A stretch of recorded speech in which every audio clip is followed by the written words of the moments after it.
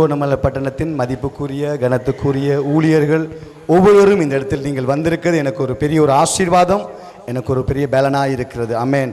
எனவே எல்லா மகிமையின் என் தேவாதி தேவனுக்கு நான் செலுத்துகிறேன். ஆமேன். அல்லேலூயா. எனவே இந்த நல்ல நாளிலும் கூட எங்கள் மத்தியில் வந்திருக்கிற ஜீசஸ் ஃபேமிலி மினிஸ்ட்ரியுடைய தலைமை போதகர், ஃபவுண்டர் அண்ட் தலைமை போதகர் பாஸ்டர் ஆஸ்வின் மைக்கேல் ஐயா அவர்கள் இந்த இடத்துல வருகை தந்திருக்கிறாங்க. அவர்கள் இந்த இடத்தில் திருவண்ணாமலை பட்டணத்தில் இருக்கிற எங்கள் அன்பு தேவ ஊழியர்கள் எல்லாரையும் கண்டு உங்களை ஆசீர்வதித்து ஜெபிக்க விரும்புகிறது நிமித்தம் இந்த ஒழுங்கு செய்யப்பட்டிருக்கிறது. எனவே உங்கள் ஒவ்வொருவரையும் நான் ஆண்டவராக இயேசு கிறிஸ்து நாமத்தினால் வாழ்த்தி வரவேற்கிறேன் ஜீசஸ் ஃபேமிலி மினிஸ்ட்ரி சார்பாக. அதே போல் நான் என்னுடைய ஆவிக்குரிய தகப்பன் ஜீசஸ் ஃபேமிலி மினிஸ்ட்ரியுடைய தலைமை போதகர் பாஸ்டர் ஆஸ்வின் மைக்கேல் ஐயா அவர்கள் நாங்கள் கரங்களை தட்டி உற்சாகமாக நாங்கள் வரவேற்போம். உங்கள் மத்தியில் ஒரு சில வார்த்தைகள் அவர் பேசி உங்களை உற்சாகப்படுத்தும்படியாக.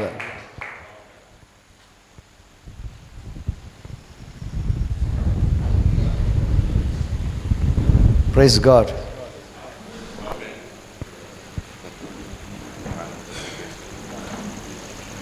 ஆமென். Price the Lord. தேவனுடைய நாமம் மகிமையடைவதாக. உங்களை எல்லாம் பார்ப்பதிலே மிகுந்த சந்தோஷம் அடைகிறேன். ஆமென்.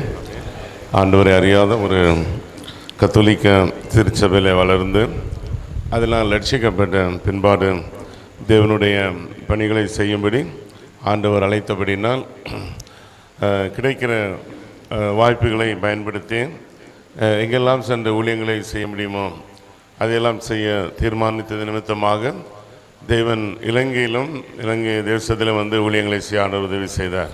Price the Lord. ஸோ தேவன் திறந்த நல்ல வாசலுக்காக நன்றி செலுத்துகிறேன். ஸோ இந்த வேலையிலும் இந்த பகுதியில் ஊழியம் செய்கிற உங்கள் ஒவ்வொருவரையும் பார்க்கிறதிலும் நான் மிகவும் மகிழ்ச்சி அடைகிறேன். அல்லேலூயா. ஏனென்றால் தேவன் தம்முடைய ஊழியக்காரர்களை நம்பி இருக்கிறார். வேதம் சொல்கிறது, அவர் உண்மை உள்ளவன் என்று அறிந்து தேவன் அந்த ஊழியத்தை கொடுக்கிறார். Price the Lord. நீங்கள் பெரிய சபைகளோ சிறிய சபைகளோ நல்ல ஞானம் உள்ளவர்கள், படித்தவர்கள், தியாலஜி படித்தவர்கள். ஸோ நான் அதிகம் தெரிந்ததனால் உங்களுக்கு போதிக்க வரவில்லை. இந்த நேரத்தை நான் பயன்படுத்தி கொள்கிறேன். ஆமென். அல்லேலூயா. என்னுடைய வாழ்க்கையில் சில அனுபவங்களை சொல்லும்போது உங்களுக்கு பிரயோஜனமாக இருக்கும். ஏனென்றால் இந்த நாட்களிலே ஊழியத்திலே நாம் பல வெற்றிகளையும் பார்க்கிறோம், தோல்விகளையும் பார்க்கிறோம்.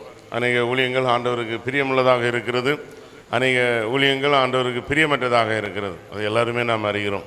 ஆனால் நாம் எந்த ட்ராக்கில் போய்கொண்டு இருக்கிறோம் என்பதை சரி செய்து கொள்ளுகிறதற்கு தேவன் தருணங்களை கொடுக்கும்போது நாம் அவைகளை பயன்படுத்தி கொள்ள வேண்டும். ஆமீன். ஏனென்றால் பிசாசு எப்பொழுதுமே ஒரு கேப்டன், ஒரு தலைவராக இருக்கிறவர்களை சோர்வடைய செய்கிறதற்கு தான் அவன் தன்னுடைய வழிகளை செய்வான். ஒரு கேப்டன் அவர்கள் ஒன்றுமில்லாமல் போய்விடும்போது அதற்கு பின்பாக இருக்கிற சோல்ஜர்ஸ் மற்றவர்களுக்கு எளிதாக தோல்வியை கொண்டு வர முடியும். அதனால் நாம் கவனமாக இருக்கும்படி ஆண்டவர் உதவி செய்வாராக. ஸோ ஊழியத்தில் நான் உங்களோட பகிர்ந்து கொள்ள முதலாவது நினைக்கிறது, ஒரு ஊழியம் எப்பொழுது உருவாகிறது என்றால் நம்முடைய ஊழியம் நம்முடைய இதயத்தில் தேவனோடு இருக்கிற அன்பின் நிமித்தமாக ஆழமாக உருவாக வேண்டும். நாம் பலவிதமான அழைப்பின்படி ஊழியத்திற்கு வந்திருக்கலாம். சிலர் என்னை போன்றவர்கள் அநேக கஷ்டங்கள், பிரச்சனைகள், வாலிப நாட்களில் தவறான நண்பர்கள் நிமித்தமாக போலீஸ் பிரச்சனைகள், அப்படியான சூழ்நிலைகளில் இயேசு சந்தித்தார். சிலரை வியாதிகள் மத்தியில் சந்தித்திருப்பார். சிலரை ஊழியர்கள் பிரதிஷ்டை பண்ணி தன்னுடைய பிள்ளைகளையோ உடன் ஊழியர்களையோ ஊழியத்திற்கு வந்திருக்கலாம். எப்படி வந்தாலும் தேவன் நம்மை அழைத்திருக்கிறார். அல்லேலூயா. அதனுடைய ஊழியத்தினுடைய ஆழங்களும் அஸ்திபாரங்களும் பரிசுத்த தன்மைகளும் நம்முடைய இதயத்திலிருந்து புறப்படுகிறது. மற்ற பிளாட்ஃபார்ம் எவ்வளோ பெரியதாக இருக்கலாம், இது ஆலயம் இருக்கலாம், இதோட பெரிய ஆலயம் இருக்கலாம், இல்லைனால் வேறு பெரிய நாடுகளில் ஆலயங்கள் வைத்திருக்கலாம். ஆனாலும் நம்முடைய இதயம் தேவனோடு ஒன்றித்து இருக்கவில்லை என்றால் நிச்சயமாக தேவனுக்கு வந்த ஊழியங்களை செய்ய முடியாது. ஆமீன். ஸோ அந்த பிளாட்ஃபார்ம் எக்ஸ்டர்னலாக நாம் தியாலஜி படித்திருக்கலாம், பிஹெச்டி பண்ணியிருக்கலாம், பைபிள் காலேஜ் நடத்தலாம், நாம் அப்போஸ்தலர்களாக இருக்கலாம். ஆனாலும் நம்முடைய இதயம் தேவனோடு இல்லை என்றால் நிச்சயமாக அந்த ஊழியத்தில் வெற்றி கொள்ள முடியாது. அப்பொழுது நம்முடைய இருதயம் எப்பொழுதும் தேவனை சார்ந்தவைகளாக இருக்க வேண்டும். Price the Lord. நம்ம யோபை பார்க்கிறோம், அவனுக்கு அவ்வளோ பெரிய செல்வம் காணப்பட்டது. 7000 மாடு காணப்பட்டது, 3000 ஒட்டகங்கள் காணப்பட்டது, 500 ஏர் மாடுகள், 500 கழுதைகள், 11,000 அனிமல்ஸ் காணப்பட்டது. எவ்வளவு வேலைக்காரர்கள், எவ்வளவு வேலைக்காரிகள். அவர் ஒரு ஊழியக்காரரே கிடையாது, சாதாரணமான மனிதன் தான். ஆனாலும் அவர் தேவனுக்கு பிரியமானதை தான் செய்தார். நம்ம என்ன பண்ணியிருப்போம், காலையிலே இப்போ இதை பார்க்க சொல்லுவோம், அதை பார்க்க சொல்லுவோம், அந்த பிரச்சனையை பார்க்க சொல்லுவோம், இந்த வேலைக்காரருடைய பிரச்சனையை பார்க்க சொல்லுவோம். இந்த ஆடுகள் சரியாக அவருக்கு போஜனம் இல்லை என்று இப்படி டென்ஷன் ஆகி கொண்டிருப்போம். அதெல்லாம் அவருக்கு ஒரு மேட்டரே கிடையாது. தன்னுடைய பிள்ளைகள் தேவனுக்கு விரோதமாக பாவம் செய்திருப்பார்களோ என்ற எண்ணம் அவருக்கு எப்பொழுதும் மனதிலே ஓடிக்கொண்டிருந்தது. 10 பேரும் சேர்ந்து விருந்து வைக்கிறாங்க, பிள்ளைகள் தவறு செய்திருப்பார்களோ என்று நினைத்து அவர் ஒவ்வொரு இலக்கத்தின்படி சர்வாங்க தகன பலிகளை செய்கிறார். ஆமென். நாம் ஊழியம் செய்யும்போது ஊழியத்திற்கு கொடுக்கிற அக்கறைகளோடு நாம் தேவனோடு இணைந்திருக்கிறதை அதிகமாக நாம் பின்பற்றும் போது ஊழியத்தின் பாதைகளை கர்த்தர் லகுவாக மாற்றி கொடுப்பார். ஆமென். ஆனால் அநேக வேளையில் நாம் அதை செய்யாமல் இருப்போம் என்றால் இந்த நாளிலிருந்து நாம் அதை செய்ய வேண்டும். ஆனால் அதே தேவன் பிசாசிடத்திலே சொல்லுகிறார், உலகமெல்லாம் சுற்றி வருகிற நீ என் தாசனாகிய யோபுவின் மேல் கவனம் வைத்தாயோ. இந்த பிசாசு சுற்றி வருகிறான், ஆண்டவருடைய ஊழியக்காரர் மேல் சுற்றி வருகிறான். இவர்களை எங்கே குற்றப்படுத்தலாம், இவர்கள் எங்கே விழ பண்ணலாம், எங்கே இவர்களுக்கு கெட்ட பெயர்களை கொண்டு வரலாம், இப்படியாக குடும்பத்திற்குள் சமாதானம் இல்லாததை கொண்டு வரலாம் என்று அவன் வரும்போது நாம் வேதமே சொல்கிறது சர்வ ஆயுதங்கள் நாம் அணிந்தவர்களாக இருக்க வேண்டும். ஆமென். நீதி என்ற கச்சை. அப்போ ஊழியக்காரர்கள் எப்பொழுதும் நீதியை செய்கிறவர்களாக இருக்க வேண்டும். நீங்கள் இந்த பாஸ்டர் ஸ்டீவ் இதிலிருந்து சொன்னார், யார் யார் இந்த வீடியோவில் சொன்னார், யார் யார் எனக்கு எவ்வளவு உதவி பண்ணினார்கள் என்று. அவர் சொல்ல வேண்டிய அவசியமே இல்லை. ஊழியக்காரர்கள் எப்படிப்பட்டவர்களாக இருக்கணுமா, நீதி என்ற கச்சை. நம்ம இடுப்பில் ஒரு கச்சை இருக்கிறதுனால தான் நம்ம ட்ரெஸ் இடுப்பில் நிற்குது, ஹிப்பில் நிற்குது. சொல்கிற பாஷை புரியுது நல்லா இருக்கும். அது ஆனாலும் சரி பெண்ணாலும் சரி, இல்லைன்றால் நம்முடைய ட்ரெஸ் நம்முடைய பாடியில் இருக்கிறது இல்லை. அதை போன்று நீதி இருக்க வேண்டுமா, ரைட்டியஸ்னஸ், விசுவாச கேடகம், சால்வேஷன், ஹெல்மெட் ஆஃப் சால்வேஷன், ரட்சணிய தலைச்சீரா, மார்க்கவசம். ஸோ இவைகளெல்லாம் எப்பொழுதும் ஆயத்தமாக இருக்கும்போது வசனங்கள், வேத வசனங்கள், ஆண்டவருடைய வார்த்தைகள். இந்த நாட்களில் ஊழியக்காரங்கள் பைபிள் எடுக்கிறது கூட கொஞ்சம் ஒரு ப்ரமோஷன் நினைக்கிறாங்க. பாருங்க, என் பைபிள் பாருங்கள் எவ்வளோ பெருசாக இருக்குது. ஒவ்வொரு முறை நான் பைபிளை மாற்றும் போதும் பெரிய பைபிள் தான் வாங்குவேன். முதல்ல சின்னது, அடுத்தது அடுத்து வாங்கினா இதோட பெருசாக இருக்கும். ஏனென்றால் தேவன் நம்மை உயர்த்தும் போது நாம் அவரை உயர்த்த வேண்டும். அல்லேலூயா. ஸோ இப்படியாக நம்முடைய வாழ்க்கையில் அந்த சர்வ ஆயுதங்களையும் நாம் அணிந்து எப்பொழுதும் ஆயத்தமாக இருக்க வேண்டும். ஒரு போலீஸ் ஆஃபீஸர் போன்று திடீரென்று அங்கே ஜெபிக்க கூடுவார்கள், திடீரென்று வியாதியஸ்தர் மேலே சொல்வார்கள், திடீரென்று அசுத்தாவி என்று சொல்வார்கள். அவர்களுக்குள்ள என்ன ஆவி இருக்கிறது, இச்சையனாவி இருக்கிறதா, என்ன மந்திரக்கட்டுகள் இருக்கிறதா? வேதம் சொல்லுகிறது பலவானை முந்தி கட்டுகிற ஒரு அனுபவத்தில் அவனை கட்டுகிற அளவிற்கு பலன் உள்ளவர்களாக நாம் இருக்க வேண்டும். ஆமீன். இல்லைன்றால் நிச்சயமாக அதில் ஒரு தோல்வி உருவாகிறது. எப்படி ஆகல நம்முடைய வாழ்க்கையில் ஒரு சறுக்குதலை கொண்டு வர அவன் நினைப்பான். அப்போ ஊழியம் செய்கிறவர்கள் நாம் அதில் ஆயத்தமுள்ளவர்களாக இருக்க வேண்டும். இந்த போலீஸ் ஆஃபீஸர் போன்று எப்பொழுதும் அவர்கள் ஆயத்தமாக இருப்பார்கள். அண்டர்காப் என்று சொல்லுவாங்க. அவங்களுடைய பார்த்தால் அவங்களுடைய போலீஸ் ட்ரெஸ்ஸே இருக்காது. ஆனால் அவர்கள் எந்த வேலையிலும் வந்து நின்று எந்த மனிதனையும் அவர்கள் பிடித்து விடுவார்கள். போலீஸ் மாதிரியே இருக்க மாட்டாங்க. அதே போல் ஆண்டவருடைய பிள்ளைகள் நாம் விவேகம் உள்ளவர்களாக இருக்க வேண்டும். ஆமீன். முதலாவது நம்முடைய ஊழியத்தினுடைய வெற்றியில் ஒரு பாரம் இருக்க வேண்டும். தேவன் கொடுத்திருக்கிற எல்லா ஊழியங்களும் சிறிய ஊழியங்களாக தொடங்கப்பட்டது தான். நீங்கள் சில வேளையில் செகண்ட் லெவல் ஜெனரேஷனாக இருந்தால் உங்களுடைய ஊழியம் உருவாகும் போது அது சிறிய அளவில் தான் இருந்திருக்கும். ஆனாலும் அந்த பாரத்தை ஒரு உணர்வோடு எடுத்து நாம் செய்ய நினைக்க வேண்டும். இப்போ உதாரணமாக நாம் எல்லாரும் நெகேமியாவை குறித்து நாம் தியானிக்கிறோம். நெகேமியா அப்படிப்பட்டவராக இருக்கிறார். தன்னுடைய தேசம் எப்படி பாழாய் இருக்கிறது என்று அறிந்தவுடனே அவர் அழுது உபவாசம் இருந்து அங்கே உத்தரவு பெற்று இரவிலே போய் பார்த்து ஜனங்களை அழைத்து அவ்வளவு நெருக்கத்தின் மத்தியிலே அந்த பணியை செய்து முடிக்கிறார். ஆமீன். இப்போ நம்ம ஒரு சாதாரணமாக ஒரு வாய்ப்பு இல்லாத இடத்துல, சூழ்நிலைகள் இல்லாத இடத்துல தனக்கு அனுகூலமாக இந்த காரியங்கள் இல்லாத சூழ்நிலையிலும் தேவ சமூகத்திலே ஒரு மனிதன் இது தேவனுக்கு உகந்ததென்று அறிந்து பாரப்பட்டு அவைகளை செய்யும்போது தேவன் உதவி செய்கிறார். அல்லேலூயா. ஈஸியாக நம்ம விட்டுவிட முடியும். நம்ம எதுக்கு போராடி ஊழியம் பண்ணணும்?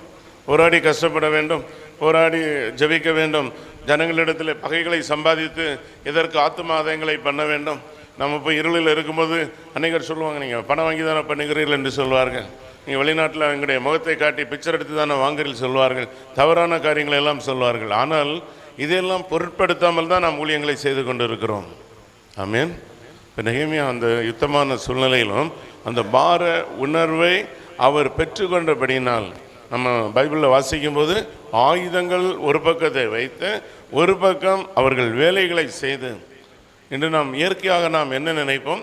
கர்த்தர் ஒரு வாசலை திறந்தால் அது சுலபமாக இருக்க வேண்டும், அதில் தடைகள் இருக்கக்கூடாது, அதில் பிரச்சனைகள் இருக்கக்கூடாது, அதில் என்னுடைய மனைவி ஒன்றும் சொல்லக்கூடாது, என்னுடைய கணவர் ஒன்றும் சொல்லக்கூடாது, பிள்ளைகள் சொல்லக்கூடாது அப்படின்னு நாம் நினைக்கிறோம். ஆனால் பிரியமானவர்களே, எல்லா சூழ்நிலைகளிலும் அது சரியாகிறதில்லை. நாம் அந்த பாரத்தை எடுத்துக்கொள்ளும் போது நாம் பாரப்படுகிற விதமாக அதற்கேற்ற ஊழியங்களை தேவன் கொடுத்து ஆசீர்வதிப்பார். அல்லேலூயா. பைபிளில் பார்க்கிறோம், சிலருக்கு 100 பேருக்கு தலைவராக, சிலருக்கு 1000 பேருக்கு தலைவராக கர்த்தர் நியமனம் பண்ணுகிறார். 10 பேருக்கு தலைவராக கூட என்று வைத்துக்கொள்வோம். எல்லாம் தேவனுடைய பணிகளாக இருந்தாலும் நம்முடைய பாரம் அதிகமாகும் போது, நாம் துக்கப்படுத்தி விட்டு ஜெபிக்கும் போது, ஆண்டவரிடத்தில் போராடும் போது தேவன் நிச்சயமாக எல்லைகளை விரிவாக்குவார். இந்த பாரம் நம்முடைய கிறிஸ்துவுக்காக செய்ய வேண்டும் என்ற பாரம் நம்முடைய வாழ்க்கையில் அதிகமாகும் போது, நம்மளுடைய கஷ்டங்களை விட ஆண்டவருக்கு செய்ய வேண்டும் என்ற உணர்வு, அந்த உந்துதல் நமக்குள்ளாக இருக்கும்போது, உலகத்தில் இருக்கிற நெருக்கங்களோ இல்லை என்றால் நாம் படுகிற பழிசொற்களோ கஷ்டங்களோ நமக்கு பெரியவைகளாய் காணப்படுகிறதே இல்லை. ஆமேன். இயேசு கிறிஸ்துவிடத்தில் சொல்லுகிறார்கள், பிசாசின் தலைவன் என்று. அவர் நிதானமாக பதில் சொல்லுகிறார், நான் பிசாசின் தலைவனாக இருந்தால் நாங்கள் 2 பேரும் சேர்ந்து செயல்படுவோம், எங்களுக்குள்ளே ஏன் பிரிவினை வேண்டும்?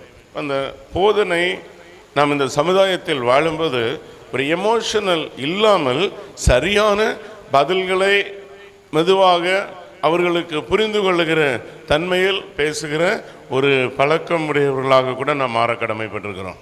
அல்லேலூயா. நான் கத்தோலிக்கத்தில் இருந்தாலும் அந்த திடீரென்று ஒரு கேள்வி கேட்பார்கள், அவர்கள் ஆவேசமாக கேட்பார்கள், தாய் இல்லாமல் மகன் வந்து விட்டார்களா? உடனே நான் அந்த எமோஷனலில் நான் பேசக்கூடாது. நான் என்ன சொல்ல வேண்டும்? தாய் ஆராதிக்கிறதற்கு உரியவர்கள் அல்ல, அவர்கள் கனத்திற்கு உரியவர்கள். ஆமீன். உதாரணமாக சொல்கிறேன், நாம் அந்த பதிலை போதக சமர்த்தனாக நாம் இருக்க வேண்டும் என்றால், it's not like the emotional, it's not like the loud voice. கனமாக சொல்கிறதோ நம்முடைய அதிகாரத்தை பயன்படுத்தி சொல்லுகிறதுனாலும் அவர்களுக்கு புரிகிறதில்லை. எதிர்த்து பேசுகிறவர்களுக்கு சரியான பதிலை கொடுக்க வேண்டும். இப்போ நம்ம கற்றுக்கொள்ள வேண்டும்.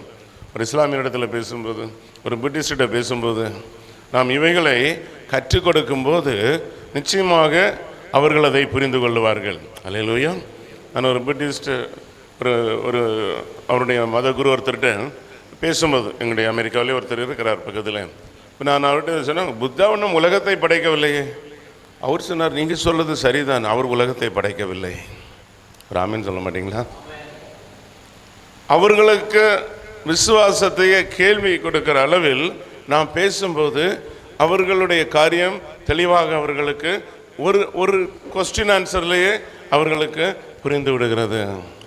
ஸோ அதே போன்ற ஊழியர்கள், நாம் ஒரு கலாச்சாரமான ஜனங்கள் மத்தியிலே ஊழியங்களை செய்யும்போது புதிதாக நவீனமான அநேக அணுகுமுறைகளை நாம் கை கொள்ள வேண்டும். ஆமீன். ஒரு இஸ்லாமிய சகோதரர் கேட்டார், இயேசுவை எப்படி நாங்கள் தெய்வமாக ஏற்றுக்கொள்கிறது? அந்த டிபேட்டர் சொன்னார், நீங்கள் உங்களுடைய முகமதை வைத்துக்கொள்ளுங்கள், பெண்கள் வரும்போது அவர் எப்படி அவர்களை ஹேண்டில் பண்ணினார், இயேசு கிறிஸ்து எப்படி ஹேண்டில் பண்ணினார், எல்லாம் கவனிக்கிறோமா? ஸோ அந்த ஸ்டோரிக்குள்ளாக நான் போகவில்லை. அவர் என்ன பண்ணார், அவருக்கு எவ்வளோ மனைவிகள் இருந்தாலும் இதை குறித்து நான் சொல்லவில்லை. ஆனால் கேட்கிறவர்களுக்கு இயேசு எப்படி தன்னிடத்தில் வந்தவர்களுக்கு அவர் எப்படியாக அவர்களிடத்திலே அவர் நடந்து கொண்டார் என்பது சாட்சியாய் காணப்படுகிறது. ஒரு ஆமீன் சொல்லுமா? சாட்சி நம்பக்கம் இருக்குது, சத்தியம் நம்பக்கம் இருக்கிறது, உண்மை நம்பக்கம் இருக்கிறது. ஏனென்றால் கிறிஸ்தவம் பெரிய ஜனத்தொகை பின்பற்றுகிறவர்கள் மட்டுமல்ல, அதுதான் உண்மையான சரித்திர சத்திய ஒரு ரிலிஜியனாக காணப்படுகிறது. ஆமீன். ஆனால் சூழ்நிலையில் நாம் அதில் சைலண்ட் ஆகி விடுகிறோம். இப்போ சரியான பதில்களை நாம் பேசும்போது நிச்சயமாக நம்முடைய ஊழியத்தில் வித்தியாசமான ஜனங்கள், படித்தவர்கள், ஞானமுள்ளவர்கள், கடவுள் இல்லை என்று சொல்லுகிறவர்கள், ஜெகோவா விட்னஸ், மார்மோனிசம் என்று அநேக பல பிரிவினர்கள் மத்தியிலே என்ன கீவேர்டை எடுத்து நாம் அவர்களுக்கு பதில் சொல்ல முடியும் என்ற உணர்வை கூட நாம் பெற்றுக்கொள்ளும் போது நம்மளுடைய குவாலிட்டி வித்தியாசமானதாய் மாறுகிறது. ஆமீன். ஏனென்றால் இந்த நாட்களில் இளைஞர்கள் அநேக புத்தகங்களை படிக்கிறார்கள், வீடியோக்களை பார்க்கிறார்கள், செய்திகளை கேட்கிறார்கள். இந்த கேள்விகளோடு வரும்போது நாம் அவர்களுக்கு சரியான பதிலை சொல்லிக் கொடுக்கும்போது அவர்களுடைய மனதில் அவைகள் தெளிவாக புரிந்துவிடும். நான் ஒரு வீட்டுக்கு போயிருக்கும்போது ஒரு வாலிப தம்பி வந்து கேட்டார், கடவுளை யார் படைத்தார்? அவர் கேட்ட கேள்வி தவறே கிடையாது. ஏனென்றால் அவருக்கு ஒரு கேள்வி வந்திருக்கிறது. ஆதியிலே தேவன் இருக்கிறார், இப்போ தேவனுக்கு முன்பாக யார் இருந்தார்? தம்பி, இதெல்லாம் ரொம்ப சிந்திக்கக்கூடாது, நீ கேட்கக்கூடாது. ஏன் என் தாத்தா முதல்ல பிறந்தார், என் அப்பா முதல்ல பிறந்தாருலாம் நீ கேட்க முடியாது. இதுதான் சிஸ்டம். புரிந்தவங்க ஒரு ஆமீன் சொல்லுங்கள். இது காட் சிஸ்டம், வேர்ல்டு சிஸ்டம். ஒரு செல்வந்தர் நான் 500 ஆண்டுகள் வாழ வேண்டும், $10 மில்லியன் தரேன் என்றாலும் யாரும் வாழ முடியாது. தேவன் கடவுள் நினைத்த நாள் வரை தான் ஒரு மனிதன் வாழ முடியும். அப்பொழுது அவருக்கு புரிந்துவிடும், தேவன் ஒரு சிஸ்டத்தை வைத்திருக்கிறார், அந்த சிஸ்டப்படி தான் இந்த உலகம் இயங்குகிறது. எல்லா கேள்விகளுக்கும் நாம் பதில் கொள்ள முடியாது. இந்த அடுத்த டெக்னாலஜி சயின்ஸ். நான் சயின்ஸை நம்புகிறேன். சயின்ஸ் எங்கேருந்து வருகிறது? எல்லாம் தேவனுடைய படைப்பில் இருந்து வருகிறது. கிராவிட்டி எங்கேருந்து வருகிறது? இப்போ கிராவிட்டி, ஒரு பொருள் போட்டால் அது ஈர்ப்பு சக்தியினால் கீழே போகிறது. இது கண்டுபிடித்ததா? இது தேவனுடைய படைப்பு. ஒரு ஆமீன் சொல்ல மாட்டீங்களா? நியூட்டனுடைய லா, 3rd லா, எல்லாத்துக்கும் எதிர் சக்தி இருக்கிறது. அவர் கண்டுபிடித்தாரா? எதிர் சக்தி இல்லை என்றால் நாம் இந்த பூமியில் நிற்கவே முடியாது. நம்ம எங்கே போயிருப்போம்? கீழே போயிருப்போம். அதை எதிர்த்து நிற்கிற சக்தி. இப்படி சயின்ஸ் என்று, அப்போ சயின்ஸ் என்னவென்றால் நமக்கு தெரிய வேண்டும். முக்கியமாக நாம் அவைகளை அறிந்து கொள்ள ஆண்டவர் நமக்கு உதவி செய்வாராக. ஸோ அதோடு கூட இந்த குவாலிட்டிஸ் ஆஃப் டிசிப்ளின்ஸ், ஒரு ஊழியர்கள் எவ்வளவு டிசிப்ளினாக நடந்து கொள்ள வேண்டும். இந்த வேதத்தில் பார்ப்பீர்கள் என்றால் 114 விதமான டிசிப்ளின்ஸ் ஆண்டவருடைய பிள்ளைகளுக்கு தேவன் வைத்திருக்கிறார். ஸோ முக்கியமாக நாம் ஊழியம் செய்கிறவர்கள் இன்றைக்கு நாம் பார்க்கும்போது உலக அளவிலே அநேகருக்கு கிறிஸ்தவத்தினுடைய வேறுபாடுகள் தெரிகிறதில்லை. முக்கியமாக அவர்கள் கிறிஸ்தவம் என்றால் நல்ல அங்கி அறிந்திருக்க வேண்டும், ஒரு கத்தோலிக்க ஒரு பிரீஸ்டாக இருக்க வேண்டும், ரெவரண்டாக இருக்க வேண்டும். அப்படி இப்போ மற்ற நாடுகளில், மேலை நாடுகளில் ஒரு சபை போதர் என்றால் அவர்களுக்கு அநேக பொறுப்புகள் காணப்படும், கவர்மெண்ட் ரீதியாக காணப்படும். அநேக prison work, hospital work, paper work, public charity work அநேக இருக்கும்போது அவர்களுடைய நடத்தைகள் தெளிவுள்ளதாக இருக்க வேண்டும். அவருடைய பேக்ரவுண்ட், ஊழியக்காரர் என்றால் அவர்களுக்கு ஒரு பிஸ்னஸ் கார்டு இருக்க வேண்டும், சர்ச் ஐடென்டிட்டி இருக்க வேண்டும். அவர்கள் ட்ரெஸ் பண்ணி போகிற முறைகள், பப்ளிக்கில் போகும்போது ஒரு ஊழியக்காரர்களைப் போல அவர்கள் நடந்து கொள்ள வேண்டும். ஏனென்றால் நாம் தேவனுடைய பிரதிநிதிகளாய் காணப்படுகிறோம். ஆமீன். ஆலயத்தில் வரும்போது மட்டுமல்ல, சில வேளை நமக்கு பழக்கம் இல்லை என்றாலும் தேவனுக்காக சில காரியங்களை நாம் பழக்கப்படுத்தி கொள்ள நாம் அறிந்து கொள்ள வேண்டும். ஸோ நம்மளுடைய கலாச்சாரத்தில் அதில் பெரிய குற்றங்கள் காணப்படுகிறதில்லை. ஆனாலும் ஆண்டவருக்காக செய்யும்போது ஜனங்கள் எளிதாக உங்களிடத்தில் அப்ரோச் பண்ண முடியும். உங்களிடத்தில் எளிதாக வந்து யாரும் ஒரு கேள்விகளை கேட்க முடியும், உதவிகளை கேட்க முடியும். நாம் எளிதாக ஒருவரிடத்தில் போய் நின்று பேச முடியும். பார்த்த உடனே அவருக்கு தெரியும், ஓ இவர் ஒரு மிஷினரி போல இருக்கிறது, இவர் ஒரு தேவ மனிதன் போல இருக்கிறது, இவர் ஒரு ஊழியக்காரர் போல இருக்கிறது. ஆமீன். எளிதாக ஒரு பிஸ்னஸ் கார்டு இல்லை என்றால் உங்களுடைய சபையினுடைய ஒரு பேம்லெட் பேப்பர்ஸ் இவைகளெல்லாம் இருக்கும்போது, இப்போ நாம் சின்ன கிராமங்களில் இருக்கும்போது நமக்கு தேவையில்லை என்றாலும் நம்முடைய தரிசனத்தை நாம் வளர்த்து கொள்ளும்போது நம்முடைய தரிசனத்தின் வளர்ச்சிக்கு தகுந்த உயர்வின்படி கர்த்தர் நம்மை நடத்துகிறவராக இருப்பார். அல்லேலூயா. ஸோ ஊழியர்கள் நாம் ஆண்டவருடைய வார்த்தைகளை அறிந்ததை நாம் தெளிவாக தேவனிடத்தில் வெளிப்பாடு பெற்றவைகளை நாம் அதிகமாக பிரசங்கிக்க கற்றுக்கொள்ள வேண்டும். உதாரணமாக இந்த கிறிஸ்மஸ் என்று பார்க்கும்போது அநேக ஊழியக்காரர்கள் அதற்கு எதிராக பிரசங்கம் பண்ணி கொண்டிருப்பார்கள். அது 25th இல்லையோ, ஆனால் உலகம் ஒரு டிசம்பர் 25 என்ற ஒரு நாளை குறிப்பிட்டு கிறிஸ்மஸ் என்ற ஒரு ஹாலிடேயை கொடுக்கும்போது அதை ஊழியர்களாகி நாம் நல்ல விதமாக பயன்படுத்தி கொள்ள முடியும். ஆமீன். அந்த நேரத்தில் போய் இன்று கிடையாது சொல்லும்போது உலகத்தை விட ஒரு கேவலமான ஒரு ஸ்டேட்மெண்ட்டை நாம் ஜனங்களுக்கு கொடுக்குறோம். அப்போ அவங்க கேட்பாங்க, டிசம்பர் 25 என்றால் வேறு எந்த நாளில் இயேசு பிறந்தார்? அதுவும் தெரியாது. எல்லாருக்கும் பிறப்புக்கு ஹாலிடே இருக்குது. அவர் பிறந்த லீவு, இவர் பிறந்த ஹாலிடே, இவர் பிறந்தது. அப்போ இயேசு உலக சரித்திரத்தை மாற்றினவர். பிறந்த நாள் யாருக்கும் தெரியவில்லை என்றால் நாம் ஜனங்களுக்கிட்டத்தில் என்ன சொல்ல வருகிறோம்? இந்த இயேசு பிறந்ததே கேள்வி என்று சொல்ல வருகிறோம், ஒரு கேள்வியாக கொடுக்கிறோம். அது டிசம்பர் 25 இல்லை, எனக்கும் தெரியாது. ஸோ அதை போன்று அறியாத தவறுதல்களை நாம் செய்கிறது நிமித்தம் நாம் நல்லதை செய்கிறோம் என்று நினைத்து அநேக தீமையானவைகளை செய்கிறவைகளாய் காணப்படுகிறோம். ஆமீன். சிலருக்கு அதில் மாறுபட்ட கருத்து இருந்தாலும் பரவாயில்லை, நான் சொல்லுகிறதை உங்களுக்கு சொல்லிக் கொள்கிறேன். நாங்கள் இருக்கிற நாடுகளில் ஜீசஸ் கிரைஸ்ட் என்ற வார்த்தையை பப்ளிக்கில் கொண்டு வருகிறதே இன்று ஒரு பெரிய சேலஞ்சாக காணப்படுகிறது. அப்பொழுது நாம் என்ன சொல்ல வேண்டும்? கிறிஸ்து பிறந்தது உண்மை, நாங்கள் அதை இந்த நாளிலே நினைவு கூறுகிறோம். அது கிறிஸ்தவர்களுக்காக அல்ல, கிறிஸ்துவை அறியாதவர்களுக்காக நாம் நினைவு கூறுகிறோம். இந்த கிறிஸ்மஸ் பண்டிகை யாருக்கு சொந்தமானது? இயேசு கிறிஸ்துவை அறிந்தவர்களுக்கு அல்ல, இயேசு கிறிஸ்துவை அறியாதவர்களுக்கு. அன்றைய நாளிலே ஒரு டோர் ஓப்பனாக இருக்கும். நீங்கள் யாரிடத்திலும் போய் ஒரு ஸ்வீட்டை கொடுக்க முடியும், யாரிடத்திலும் போய் ஆண்டவராக இயேசு கிறிஸ்து பிறந்தது எதற்கென்று சொல்ல முடியும். ஸோ அந்த சீசனை பயன்படுத்தி கொள்ளும்போது உங்களுடைய சபையிலே நல்ல வளர்ச்சியை பெற்றுக்கொள்ள முடியும். எந்த தவறான கருத்துக்களை நாம் உபதேசத்தினால் சொல்லுகிறதினால் ஜனங்களுக்கு இடையூறு வராதபடி தேவனுடைய ஆவியினால் நடத்தப்படுகிற விதமான நல்ல போதகங்களை சபையில் நாம் போதிக்க வேண்டும். ஆமீன். நீங்கள் ஒரு போதகத்தில் உங்களுடைய சபைகளை வளர்த்தி கொண்டு வரும்போது திடீரென்று அந்த போதகத்தை மாற்றக்கூடாது. இப்போ ஒரு திரு விருந்தெந்து வைத்துக் கொள்ளுங்கள். சிலர் சொல்லுவாங்க, இது ராபோஜனம் இயேசு கொடுத்தார் ராவில். நீங்கள் ராபோஜனம் கொடுத்தே உங்களுடைய சபை 10 ஆண்டுகள் வந்து விட்டதென்றால் அப்படியே பிரயாணம் பண்ணி விடுங்கள். சிலர் சொல்வார், இயேசு கிறிஸ்து பந்தியில் அமர வைத்து கொடுத்தார், அதனால் உங்களுடைய சீனியர் பாஸ்டர்ஸோ நீங்களோ அமர வைத்து கொடுத்தால் அதையே செய்து கொண்டு வாருங்கள். திடீரென்று அந்த பேரண்ட்ஸை வேறு வேறு விதமாக மாற்றும்போது ஜனங்களுக்கு ஏற்றுக்கொள்கிறதற்கு கடினமாக மாறிவிடும்.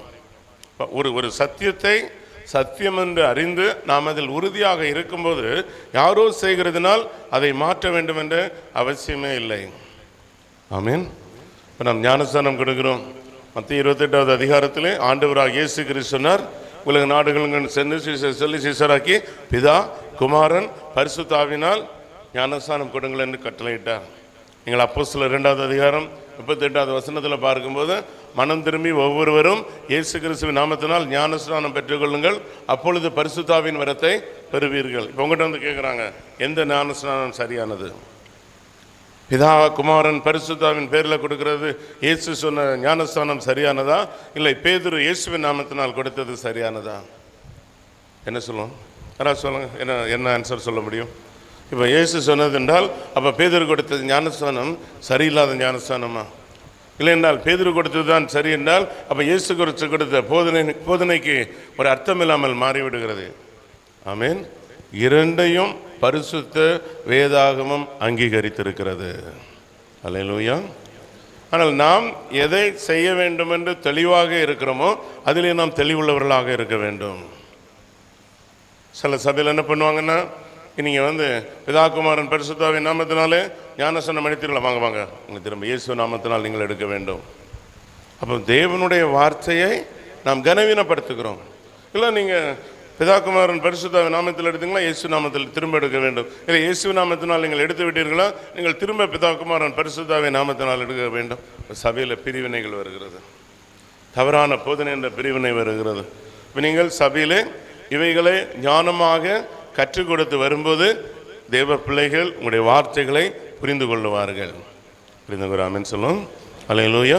இப்படியான பைபிளே சில காரியங்களை நமக்கே கன்ஃபியூஸ் பண்ணுகிறதாக இருக்கும்போது அது கன்ஃபியூஸ் அல்ல, நாம் அதை தெளிவாக அறிந்து கொள்ள வேண்டும். ஆமீன். சில இடத்துல பிரசங்கம் பண்ண போகும்போதே சொல்லுவாங்க, நாங்கள் பரிசுத்த ஆவியானவரை விசுவாசிப்பதில்லை. அது அவர்களுடைய பிரச்சனை, நம்ம பிரச்சனை கிடையாது.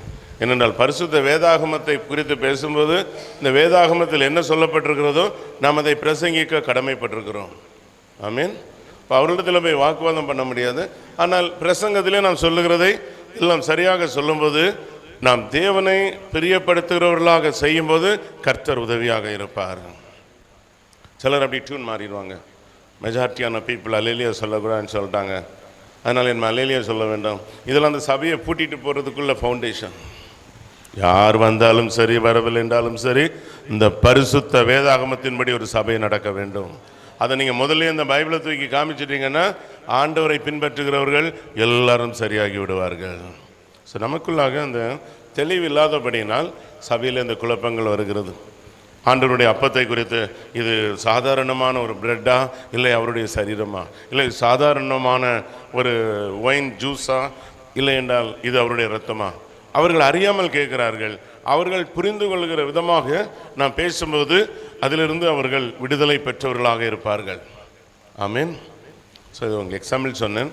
நான் பிரசங்கத்தில் பண்ணும்போது ரிப்பீட்டடாக சேம் செய்திகளை செய்யாமல் ஆழமாக ஒரு வருடத்திற்கு ஒரு பைபிள் ரீடிங் போர்ஷன், இப்போ எங்களுக்கு பைபிள் ரீடிங் போர்ஷன் இருக்கிறது என்றால் இந்த வாரத்திற்கு இதை படிக்க வேண்டும், நாங்கள் அந்த ஷீட் கொடுத்துருவோம், இந்த வாரத்திற்கு இதை படிக்க வேண்டும். நீங்களும் அதை போன்று அந்த வாரத்திற்கான பைபிள் ரீடிங்கை நீங்கள் வாசிக்கும் போது அதிலிருந்து உங்களுக்கு நல்ல செய்தியை தேவன் கொடுப்பார். அல்லேலூயா.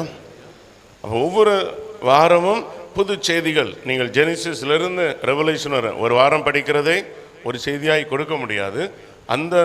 அந்த பைபிள் ரீடிங்கு உள்ளாக இருக்கிற முக்கியமான செய்திகளை நீங்கள் பிரசங்கிக்கும் போது அந்த வீக்கில் பைபிள் படிக்கிற எல்லாருக்குமே அந்த செய்திகள் போய் சேரும்.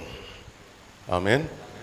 நமக்கும் அநேக சூழ்நிலையில் பைபிள் நாலேஜ் இல்லாதவர்களாக போகிறதற்கு காரணம் நாம் பைபிளை ஆழமாக வாசித்து அதிலிருந்து நாம் செய்திகளை கொடுப்பதில்லை.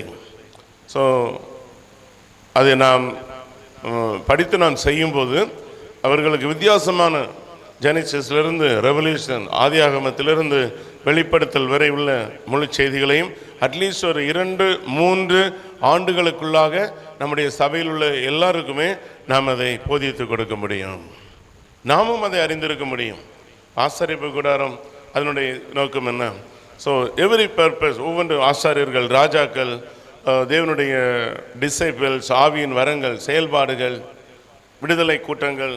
இன்றைக்கி அநேகர் நம்முடைய பரிசுத்த ஆவியினால் அந்த டெலிவரன்ஸ் பவர் மினிஸ்ட்ரியை செய்ய முடியாதவர்களாக நாம் காணப்படுகிறோம். அநேகர் ரெவல்யூஷனை குறித்து நாம் பேச முடியாதவர்களாக காணப்படுகிறோம். ஸோ இதிலிருந்து நாம் அழைக்கப்பட்ட எல்லாருமே ஒரு மாறுதல் செய்து நல்ல வித்தியாசமான செய்திகளை நாம் சபைகளில் நாம் செய்ய வேண்டும் என்றால் அந்த பைபிள் ரீடிங் ஸ்கீமை நம்முடைய சபைகளில் நாம் கொண்டு வர வேண்டும். ஆமீன். அதனுடைய எல்லா சாட்டர்டேயும் எனக்கு தெரியல, நீங்கள் பண்ணுவீர்கள், இருந்தால் நான் சொல்கிறதே, ஒவ்வொரு சாட்டர்டேயும் சபையில் ஏதாவது ஒரு ப்ரோக்ராம் வைக்க வேண்டும். அது 2 பேர் வரலாம், 3 பேர் வரலாம், இல்லை என்றால் 4 பேர் வரலாம். ஒரு சாட்டர்டே உபவாச ஜெபம் என்றால், ஒரு சாட்டர்டே லேடிஸ் ப்ரேயர் என்றால், சகோதரிகள் ஜெபம் என்றால், சகோதரிகள் ஜெபம் என்றால், ஒரு சாட்டர்டே அவுட்ரீச் ஊழியங்கள். இப்போ எங்களுடைய சபையில் எவ்ரி சாட்டர்டே காஸ்பல் டீம் வைத்திருக்கிறோம். மேத்யூ ஒரு டீம் ஒரு சாட்டர்டே, 2வது சாட்டர்டே மார்க் என்று ஒரு டீம், 3வது சாட்டர்டே லூக் என்று ஒரு டீம், 4வது சாட்டர்டே ஜான் என்று team. Matthew, Mark, Luke, John. அந்த நாளிலே ட்ராக்ஸ் எடுத்து 3-4 பேர் போய் கைப்பிரதிகளை கொடுப்பார்கள். ஸோ அப்படியே நம்முடைய சபைகளை நாம் பிஸியாக வைத்திருக்க வேண்டும். ஆமீன். காலையில் ஃபர்ஸ்ட் ஜோயில் அவங்க சபைக்கு போயிருந்தேன். அவர் அநேக காரியங்களை சொன்னார். 45 நாள் உபவாச ஜெபம் எல்லாரும் வந்துடுவாங்களா? வரமாட்டாங்க. 2 பேர் வந்தாலும் போதுமானது. ஆமீன். அந்த விதையை கொடுக்கிறோம். பாரமுள்ளவர்கள் அந்த ஜெபிக்கிற ஒரு ஓப்பனிங்ஸை கொடுக்கிறோம். இப்போ சபையில் அந்த ஓப்பனிங்ஸ் இருக்க வேண்டும். பாஸ்டர்ஸ் இல்லை என்றாலும் அதற்கு தகுதியானவர்களை நாம் ஆயத்தப்படுத்தி செய்யும்போது சபை எப்பொழுதும் ஒரு பிரசனத்திலே நிறைந்திருக்கிற சபையாக இருக்க வேண்டும். ஆமீன். இங்கே நாங்கள் இங்கிலீஷை கற்றுக் கொடுக்கிறார்கள் பாஸ்டர் ஸ்டீவ் அவர்கள். இந்த ஒரு அருமையான மகள் இங்கிலீஷில் பேசுனதை பார்த்தா நானே ஆச்சரியப்பட்டேன். இந்த பகுதியில் இருந்து ஒரு சாதாரணமான ஒரு 12 வயது இருக்கும் என்று நினைக்கிறேன். அதை எழுதியெல்லாம் கூட வாசிக்கல, சின்ன வேர்டு கூட இல்லை, லாங்காக இங்கிலீஷில் அந்த மகள் பேசுகிறதை பார்த்து ஆச்சரியமாக இருந்தது. ஆமேன். உங்களுடைய சபைகளில் மியூசிக்கை இலவசமாய் சொல்லிக் கொடுக்கலாம். உங்களுடைய சபைகளில் இங்கிலீஷை நீங்கள் இலவசமாய் சொல்லிக் கொடுக்கலாம். இல்லை ஃப்ரெஞ்சு தெரிஞ்சால் ஃப்ரெஞ்சு தெரிஞ்சவர்கள் அழைத்து ஃப்ரெஞ்சு கற்றுக் கொடுக்கலாம். ஒரு ஆமீன் சொல்லாமல் நாங்களும் அங்கே செய்கிறோம். ஈவினிங் கிளாஸ் செய்கிறோம். அநேக பெற்றோர்கள் பிள்ளைகளுக்கு ஸ்கூல் போர்ஷனை கவர் பண்ண முடியாதவர்களுக்கு உதவி செய்கிறோம். அங்கே ஒரு ஸ்கூலையும் நடத்துகிறோம். தமிழ் ஸ்கூல் வைத்திருக்கிறோம். அங்கே இருக்கிறவர்களுக்கு தமிழ் கற்றுக் கொடுக்க வேண்டும் என்று 120 பேருக்கு மேலாக ஆன்லைனில் தமிழ் படிக்கிறார்கள். ஆமேன். சிலர் இலங்கையிலிருந்து கூட அங்கே ஆன்லைனில் எங்களுக்கு டீச்சிங்குக்கு போதித்து கொடுக்கிறார்கள். அப்போ ஒரு சபையை ஒரு ஆக்டிவாக வைத்து கொண்டிருக்கிற திட்டங்களை நாம் ஆண்டவருடைய சமூகத்திலிருந்து பெற்றுக்கொள்ளும் போது நிச்சயமாக ஒவ்வொரு திட்டங்களிலும் இணைகிற பிள்ளைகளுக்கு அவைகள் மிகவும் பிரயோஜனமுள்ளதாக காணப்படும். ஆமேன். அல்லேலூயா. முக்கியமாக இந்த சபைகளில் வருகிற பெரிய பிரச்சனைகளை பார்க்கும்போது உதவி ஊழியர்களை நாம் நியமனம் செய்கிறது. ஸோ எல்லா சபைகளுக்கும் உதவி ஊழியர்கள் உடனடியாக தேவையில்லை. சபை பெரிதாக இருக்க வேண்டும். சபையின் போதகருடைய தரிசனத்தை பெற்று அந்த சபையிலே வளர்ந்து வருகிற அவர்களை வைத்து தான் உங்களுக்கு உடன் ஊழியர்களாக நீங்கள் செய்ய முடியும். ஆமீன். அந்த பழக்கம் இல்லை என்றால் உங்களுடைய சபையிலே பிரிவினைகள் எளிதாக வர முடியும். ஸோ நான் ஒரு கருத்தை தான் உங்களுக்கு சொல்லுகிறேன். ஏனென்றால் எல்லாரும் சரியாக செயல்பட மாட்டார்கள். எங்களுக்கு அமெரிக்காவில் 13 ஆலயங்கள் இருக்கிறது, அங்கேயே இருக்கிறது. சில ஆலயங்களில் நாங்கள் வெளியிலிருந்து ஊழியர்களை கொண்டு வைக்கும்போது ஒரு 2 months ஆன உடனே சபையில் உள்ளவங்கள்ட்ட பேச சொல்லிடுவாங்க. எங்கள் கூட தனியாக நீங்கள் ஏன் வரக்கூடாது, ஏன் தனியாக வந்து செயல்படக்கூடாது, நீங்கள் அவர் அந்த ஊழியத்தோடு தான் இருக்க வேண்டுமா, அவர்கள் 400 மைல் தூரத்தில் இருக்கிறார்கள் என்று. சில சபைகள் வெகு தூரத்தில் இருக்கிறது. ஆனால் நான் சில ஆண்டுகள் கூட போக முடியாத சபைகளிலும் அவர்கள் ஊழியத்தை நடத்துவார்கள். ஆனால் அந்த ஊழியங்கள் சிறப்பாக நடந்து கொண்டிருக்கிறது. ஆனால் சில வேளைகளில் புதிதாக பாஸ்டர்களை நாங்கள் வெளியிலிருந்து கொண்டு வரும்போது 2 மாதங்களிலே பிரிவினைகளை கொண்டு வருவார்கள். ஆனால் யாருமே சபை விட்டு போகிறதில்லை. அவர்களுக்கே அது ஒரு கெட்ட பேராக மாறிவிடும். ஸோ உடனே நாம் ஒரு உடன் ஊழியர் வைக்க வேண்டும், அவர்களுக்கு ஒரு சேரை கொடுக்க வேண்டும். அதெல்லாம் தவறு இல்லை. எப்பொழுது உங்களுடைய சபை வளர்ந்து அவர்கள் உங்களுடைய ஆவிக்கு இணைந்தவர்களாக இருக்கும்போது அந்த காரியங்களை நீங்கள் செய்ய முடியும். ஆமீன். இல்லையென்றால் நீங்கள் ஜெபிப்பீர்கள், அவர்கள் ஜெபிக்க வர மாட்டார்கள். நீங்கள் ஒரு ஆலோசனை கேட்பீர்கள், அவர்கள் பதில் சொல்ல மாட்டார்கள். பிற்பாடு நீங்கள் அவர்களுக்கு நீங்கள் ஒரு கீழானவர்களைப் போல மாறிவிடுவீர்கள். உங்களை பார்த்து சிரிக்க மாட்டாங்க. நீங்கள் தான் மைக்கை கொடுத்து தான் அவங்கள வளர வச்சுருப்பீங்க. உங்கள்கிட்ட பேச மாட்டாங்க. எங்கேயோ உட்காந்து டீமிசம் பண்ணி எங்கேயோ பிரிவினைகளை பண்ணி கொண்டு இருப்பார்கள். ஸோ இதில் இந்த அநேக சபைகள் பிரிந்து எப்படியெல்லாமோ பலவிதமாக போகிறதை பார்க்க முடிகிறது. ஸோ இதில் கூட நான் ஊழியர்கள் கவனமாக இருக்க வேண்டும். அப்படியே நீங்கள் வைத்தாலும் உங்களுடைய பொறுப்பை நீங்கள் தான் செய்ய வேண்டும். ஆமீன். நீங்கள் ஒரு பெனடிக்ஷன் பண்ண வேண்டும் என்றால் நீங்கள் தான் அதை பண்ண வேண்டும். ஒரு ஞானஸ்தானம் கொடுக்க வேண்டும் என்றால் நீங்கள் தான் அதை செய்ய வேண்டும். நீங்கள் இல்லாத பட்சத்தில் அவர்களை வைக்கலாம். நான் எதற்கு என்று சொன்னால் எங்களுக்கு 200க்கு மேலான சபைகள் இருக்கிறதுனால் சில பிரச்சனைகளை ஹேண்டில் பண்ண முடியாமல் இருக்கிறதற்கு காரணம் ஊழியர்கள் தந்த அதிகாரத்தை மற்றவர்களுக்கு கொடுத்தபடினால் நாங்களே போய் ஒரு சபையை 2 சபையாக மாற்றுகிற சூழ்நிலைக்கு நாங்கள் போக வேண்டியதாக காணப்படுகிறது. இல்லையென்றால் ஒரு கூட்டத்தார் சபையை விட்டு அவர்கள் போகிறவர்களாக மாறிவிடுவார்கள். ஸோ நீங்கள் இதில் கவனமுள்ளவர்களாக இருக்க வேண்டும். ஆமீன்.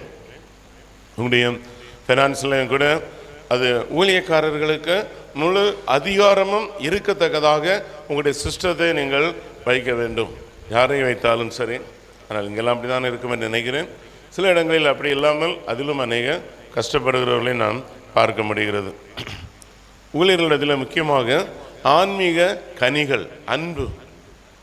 நாம் ஒரு அன்பு நிறைந்தவர்களாக நாம் இருக்கும்போது ஆண்டவர் நிச்சயமாக உதவி செய்வார். ஸோ அந்த ஹியூமிலிட்டி, ஒரு தாழ்மை, ஒரு பரிசுத்த தன்மை இருக்க வேண்டும். நம்முடைய சாட்சிகளை காத்து கொள்ள வேண்டும். பாலிய இச்சைகள், இந்த ஸ்டெப்ஸ், இந்த போராட்டம் ஊழியம் செய்கிற எல்லாரும் தன்னுடைய வாழ்க்கையில் எதிர்கொண்டு போக வேண்டிய ஒரு சூழ்நிலைக்காக தள்ளப்படுவீர்கள். ஆமென். அல்லேலூயா. யோசேப்பை போன்ற ஒரு சூழ்நிலை. அதனால் அந்த சூழ்நிலையே உருவாகாமல் இருக்கிற அளவிற்கு நம்மளுடைய வாழ்க்கையை நாம் பாதுகாத்து கொள்ள வேண்டும். ஆமென். அல்லேலூயா. எங்களுக்கு அமெரிக்காவில் ஒரு ஆஃபீஸ் இருக்கிறது. அந்த ஆஃபீஸில் ஒரு லேடிஸ் ஒர்க் பண்ணதே கிடையாது, வாலண்டியராக பண்ணது கிடையாது. அந்த ஆஃபீஸ்க்குள்ளே யாரும் வர்றதை நாங்கள் அனுமதிக்கிறதே கிடையாது. இந்த வீடியோலாம் ஓடிட்டு தான் இருக்குது. அநேக இடங்களில் இவைகள் பிரச்சனைகளுக்கு காரணமாக இருக்கிறது. பாஸ்டர்ஸோ பாஸ்டருடைய மனைவியோ நீங்கள் இணைந்து நின்று எல்லாவற்றையும் ஊழியம் செய்கிறவர்களாக நீங்கள் இருக்க வேண்டும். அது ஒரு பெரிய பிரச்சனையாக இருக்கிறது. சபையை விட்டுட்டே போயிடுறாங்க, மனைவியை விட்டுட்டு போயிடுறாங்க, கணவனை விட்டுட்டு போயிடுறாங்க. கடைசியில் அந்த ஊழியம் ஜீரோவாக மாறிவிடுகிறது. அந்த ஊழியத்தை ஒன்றுமில்லாமல், ஐயோ நான் பிராணன் காக்க ஓடிப்போனால் போதும், என்னுடைய கெட்ட பேரை நான் பாதுகாக்க இந்த பட்டணத்தை விட்டு ஓடிப்போனால் போதும் என்று சபையும் வேண்டாம், ஒன்றும் வேண்டாம், 25 ஆண்டுகள் 30 ஆண்டுகள் 40 ஆண்டுகள் பராமரித்த சபை பில்டிங் அவர்களுடைய எல்லாவற்றையும் போட்டு ஓடி போய் விடுகிறார்கள். இதற்கு காரணம் என்ன? காரணம் என்ன? எது பிசாசனுடைய காரியம் என்று போதிக்கிற நாம் போதிக்கிற நாம் அந்த போதனைக்குட்பட்ட வாழ்க்கைக்கு நம்மை ஆயத்தப்படாமல் போதித்துக் கொண்டிருக்கோம். அங்கு ஆண்டவருடைய கோபம் அதிகமாகிறது. எனக்குள்ள ஒரு பலவீனம் இருக்கிறதுன்னு வைத்துக் கொள்ளுங்க. ஊழியர் தானே இருக்கிறீங்க. எனக்குள்ளாக ஒரு பலவீனம் இருக்கிறது என்றால் அந்த பலவீனம் என்னை மேற்கொள்ளாதபடி நான் ஆண்டவருடைய சமூகத்திலிருந்து முதலாவது நான் விடுதலை பெற வேண்டும். ஆமென். இந்த பொருளாசை என்னிடத்திலிருந்து ஒரு மனிதனை ஏமாற்றுகிறதற்கு முன்பாக இந்த பொருளாசை என்னுடைய மனதிலிருந்து வெளியில் போக வேண்டும். இந்த மனதிலிருந்து வெளியில் போகாமல் பைபிளை படிச்சுட்டு அப்படி துதிச்சு இப்படி பாடிட்டு போனால் அது உள்ளே இருந்து வெளியில் போய்விட வேண்டும். இயேசு அந்த கிருபையை கொடுத்து நம்முடைய இதயத்தை அவருடைய அன்பினால் அவருடைய அக்கினினால் அவர் நிரப்ப வேண்டும். ஆமென். அது இச்சைகளாக இருக்கட்டும், அசுத்தங்களாக இருக்கட்டும், மனிதனுடைய வாழ்க்கையில் வருகிற அந்த உபத்திரவமான சூழ்நிலையில் அவன் ஆண்டவரோடு தங்கியிருந்து அவன் விடுதலை பெறாமல் தன்னுடைய பிரயாணத்தை செய்யும்போது அவனுடைய வாழ்க்கை தோல்வியாய் போய்விடுகிறது. ஆமென். அல்லேலூயா. விசுவாசிகளே இதை செய்யக்கூடாது.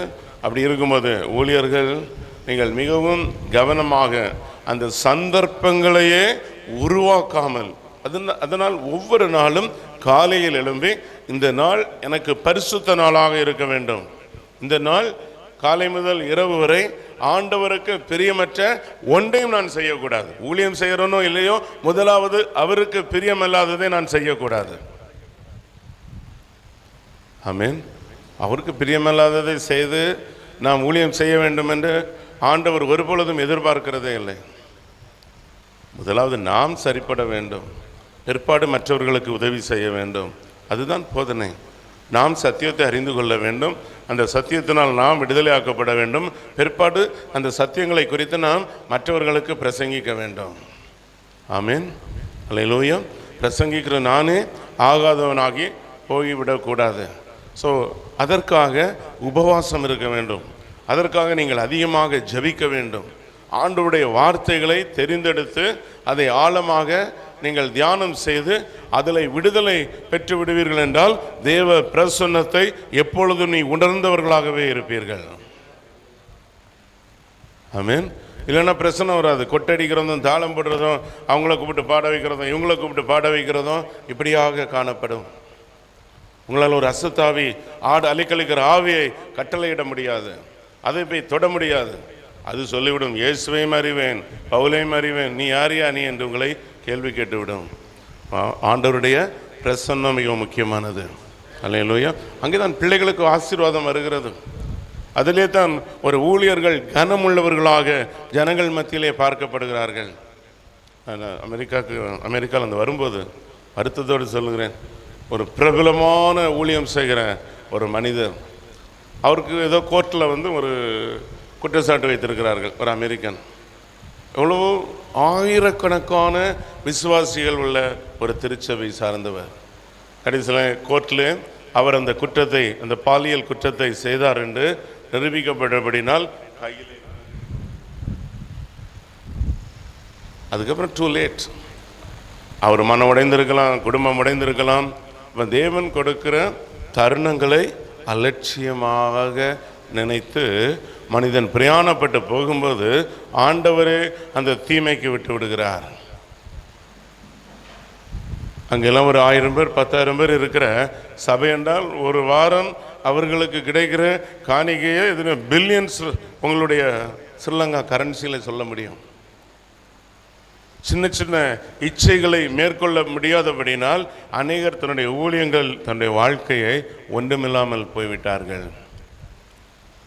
ஒரு பிரபலமான போதகர் அவர் அறிக்கை செய்தார் சபையிலே, இந்த சபையை நடத்துகிறதற்கான பரிசுத்தம் என்னிடத்தில் இல்லை, அதனால் நான் இந்த ஊழியத்தை விட்டு என்னுடைய அசிஸ்டண்ட்டுக்கு கொடுத்து நான் போகிறேன் என்று போய்விட்டார். ஒவ்வொருவரும் உங்களுடைய வாழ்க்கையை சரி செய்து சிறிய ஊழியங்களை செய்தாலும் மனமகிழ்ச்சியாக தேவனுக்கு செய்கிறதை கற்றுக்கொள்ள வேண்டும். நம்ம நடந்து போகிறோமோ, காரில் போகிறோமோ, சைக்கிளில் போகிறோமோ, எதை போகிறோமோ, தேவனோடு போக வேண்டும். ஆமென். அதுதான் ஆண்டவர் பிரியப்படுகிற ஒரு ஊழியமாக இருக்க வேண்டும். நம்ம எல்லாவற்றையும் செய்து நாமே டெஸ்டினிக்கு போகவில்லை, நாமே ஆண்டவருடைய சமூகத்தில் போகவில்லை என்றால் நாம் செய்கிறதுல என்ன பிரயோஜனம் இருக்கிறது? டாக்டர்ஸ் பணிகளை போல அவங்க ஸ்மோக் பண்ணுவாங்க, மற்றவங்களுக்கு ஸ்மோக் பண்ணக்கூடாது என்று கவுன்சிலிங் கொடுப்பாங்க. அவங்க ஆல்கஹால் பண்ணுவாங்க, மற்றவங்களுக்கு நீ ஆல்கஹால் சாப்பிடக்கூடாது என்று சொல்வார்கள். அவர்கள் நல்லா சுகரை சாப்பிடுவார்கள், மற்றவருக்கு சுகர் சாப்பிடக்கூடாது என்று சொல்வார்கள். அதை போன்று தான் நம்மளுடைய போதனைகளும், அதிலே ஒரு ஆவியும் ஒரு விதமான பண்பும் செயல்பாடும் இல்லாத ஒரு விதமான டீச்சிங்கை போல நாம் செய்து கொண்டிருப்போம். ஆமென்.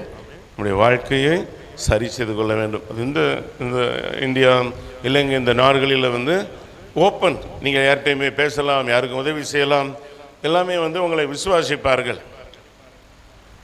சமீபத்தில் நாகர்கோவில், நான் அந்த நியூஸில் தான் சொல்கிறேன், நான் எல்லாம் ஊழியர்களை குறை பேசுகிற தன்மையும் எனக்கு கிடையாது. சர்ச்சை செய்திலெல்லாம் நான் பேசவே மாட்டேன். ஆனால் ஊழியர்களாக இருந்ததுனால் சொல்கிறேன், ஒருவருக்கு அசுத்த ஆவி, அந்த அசுத்தாவிக்கு டெலிவரன்ஸ் கொடுக்குறேன் என்று ஒரு மனிதன் கூட்டிகிட்டு கொண்டு போய் தகாத முறையில் பண்ண அந்த அந்த அந்த அசுத்தாவி என்று ஜெபம் பண்ண போனவர்கள் வீட்டு கதவு திறந்து வெளியிலோட, பெற்றோர்லாம் வெளியில் இருக்கிறாங்க. அப்போ எவ்வளவு ஒரு தீய சக்தி அந்த மனிதனை ஆட்கொண்டிருக்கும் என்றால், துணிகரமாக ஜெபம் பண்ண வரவழைத்து பெற்றோர்களை வெளியில் வைத்து இவன் ஒரு தவறான முறையை கை கொண்டிருப்பார்கள். உடனே போலீஸை கால் பண்ணார்கள், வந்தார்கள், அரெஸ்ட் பண்ணார்கள். நியூஸில் வந்தது, அங்கே வந்தது, இங்கே வந்தது, சிறைச்சாலையில் கொண்டு அடைத்தார்கள். ஆண்டவருடைய வார்த்தை என்ன சொல்கிறது? எவன் தேவனுடைய ஆவியினால் நடத்தப்படுகிறானோ அவன் தேவனுடைய பிள்ளை. ஆமென். அவன் தேவனுடைய புத்திரனாக இருக்கிறான். மாதிரி உங்கள் வீடுகள்லேயும் நீங்கள் ஊழியக்காரங்களை சேர்க்கிறதும், எவ்வளவோ இடங்களிலே நான் சண்டை போட்டு விரட்டி இருக்கிறேன். அமெரிக்காவில் வருவாங்க, இந்த ட்ரெயின் ஸ்டேஷனில் இவங்களை விடுங்கன்னு ஒரு ஃபேமிலியை நம்ம இன்ட்ரடியூஸ் பண்ணிட்டோன்னா அடுத்து நமக்கு தெரியாமலே அந்த ஃபேமிலியோடு தங்கி விடுவார்கள். ஒரு வாரம் இருப்பாங்க, 2 வாரம் இருப்பாங்க. சில வேளையில் கணவர் ஃபோன் பண்ணி சொல்வார், இப்படி நீங்கள் அறிமுகப்படுத்தினவர் அடிக்கடி விடுகிறார், வீட்டிலே இருக்கிறார். நான் சிலர்கிட்ட சொல்லியிருக்கிறேன், போலீஸில் கம்ப்ளைண்ட் பண்ணிடுவேன் என்ன வந்தீங்கன்னா. ஆண்டவர்கிட்ட மன்னிப்பு கேட்டு அழுதுட்டு தான் போய் நான் ஃபோன் பண்ணி சொல்லுவேன். இப்படியாக துணிகரமான ஆவி உள்ளவர்களாக நாம் ஒரு பொழுதும் இருக்கவே கூடாது. ஆமென். அப்படி இருக்கிறவங்களுக்கு நாம் இசைந்து போகவும் கூடாது. சரி, அந்த ஆவிக்குரிய வரங்களையோ ஆவிக்குரிய கனிகளையோ பெற்றுக்கொள்ளுகிற மனநிலை உள்ளவர்களாக நாம் இருக்க வேண்டும். இந்த கொஞ்சத்தில் உண்மையானவைகளை நாம் ப்ராக்டிஸ் பண்ண வேண்டும். டீமிசம் பண்ணக்கூடாது, குரூப்பிசம் பண்ணக்கூடாது, ஜாதி டிவிஷன்ஸ் பண்ணக்கூடாது, பிரச்சனைகள் பண்ணக்கூடாது, அபியூஸ் பண்ணக்கூடாது. சில ஆவிக்குரிய ஒழுங்குகளை ஊழியர்கள் செய்யும்போது நிச்சயமாக தேவன் உயர்வை கொண்டு வருவார். அல்லேலூயா. உங்களுக்கு உதவி செய்கிறவர்களை கொண்டு வருவார். நீங்கள் போய் யார்கிட்டையுமே எதுவுமே சொல்ல வேண்டும் என்ற அவசியமே இல்லை. நாங்கள் கலைந்த ஆண்டில் அமெரிக்காவில் ஒரு ஆலயம் வாங்க வேண்டும். அந்த ஆலயம் அங்கே அன்றைய ஆலயம் சேல் என்று சேல் பண்ணி விடுவார்கள். எங்களுக்கு ஆலயம் இருக்கிறது, ஆனாலும் அது வேற ஒரு ஸ்டேட், சவுத் கரோலினா என்ற ஒரு ஸ்டேட். அது ஒரு 9 ஏக்கர்ஸ் லேண்டும், ஒரு சர்ச், அதில் பெரிய சிமெட்ரி, எல்லாமே சேலுக்கு இருக்கிறது. எனக்கு அது மனதில் கொண்டே இருக்கிறது. நானே சொல்கிறேன், ஆண்டவர் எதுக்கு என் மனதில் இது வருகிறது, நான் ஏன் அங்கே போய் வாங்க வேண்டும்? சரி, அது அடிக்கடி வந்தபடினால் நான் அங்கே போய் ஒரு ரியல்டரை மீட் பண்ணி, ரொம்ப தூரம் அந்த ஃப்ளைட்டில் போய் கார் எடுத்து போய் பார்த்து, அங்கே இருந்த ஒரே ஒரு ஃபேமிலிக்கு நான் ஃபோன் பண்ணி சொன்னேன், இப்படியாக ஒரு ஆலயம் அந்த சேல் பண்ணுகிறார்கள், அதை ஜெபித்து கொள்ளுங்கள் என்று சொன்னேன். அவங்க ஊழியத்தை சார்ந்தவங்க கூட கிடையாது, பர்சனலாக தெரிந்த ஒரு குடும்பம். அந்த ஆலயம் எவ்வளோ அமௌண்ட் இருக்குது அவர்கள் சொன்னார்களோ அதே அமௌண்ட் அந்த நாளிலே அவருடைய பிஸ்னஸ்லேருந்து அவர்களுக்கு ஒரு போனஸ் வந்திருக்கிறது. ஆமீன். 2 பணமும் மேசான உடனே அவர்கள் ஏதோ ஒரு ஊழியத்திற்கு கொடுக்க வேண்டும் என்று நினைத்து அந்த முழு தொகையும் கொடுத்தார்கள். அதற்கெல்லாம் நான் தகுதியானவனே கிடையாது. அதற்கு முந்தின ஆண்டு சிகாகோ என்ற பகுதியில் ஒரு ஆலயத்தை வாங்கினோம், எல்லாம் ரெக்கார்ட் ஆகிறது. அதுவும் ஒரே ஒரு குடும்பத்தார் கொடுத்தார்கள். அந்த குடும்பத்தார் நான் தான் கொடுத்தேன் என்று கூட நீங்கள் உங்களுடைய சபைக்கு சொல்ல வேண்டாம். அப்போ எவ்வளோ பணங்களை என் கையில் நம்பி கொடுக்குறாங்க. ஆமீன் சொல்ல மாட்டிங்களா?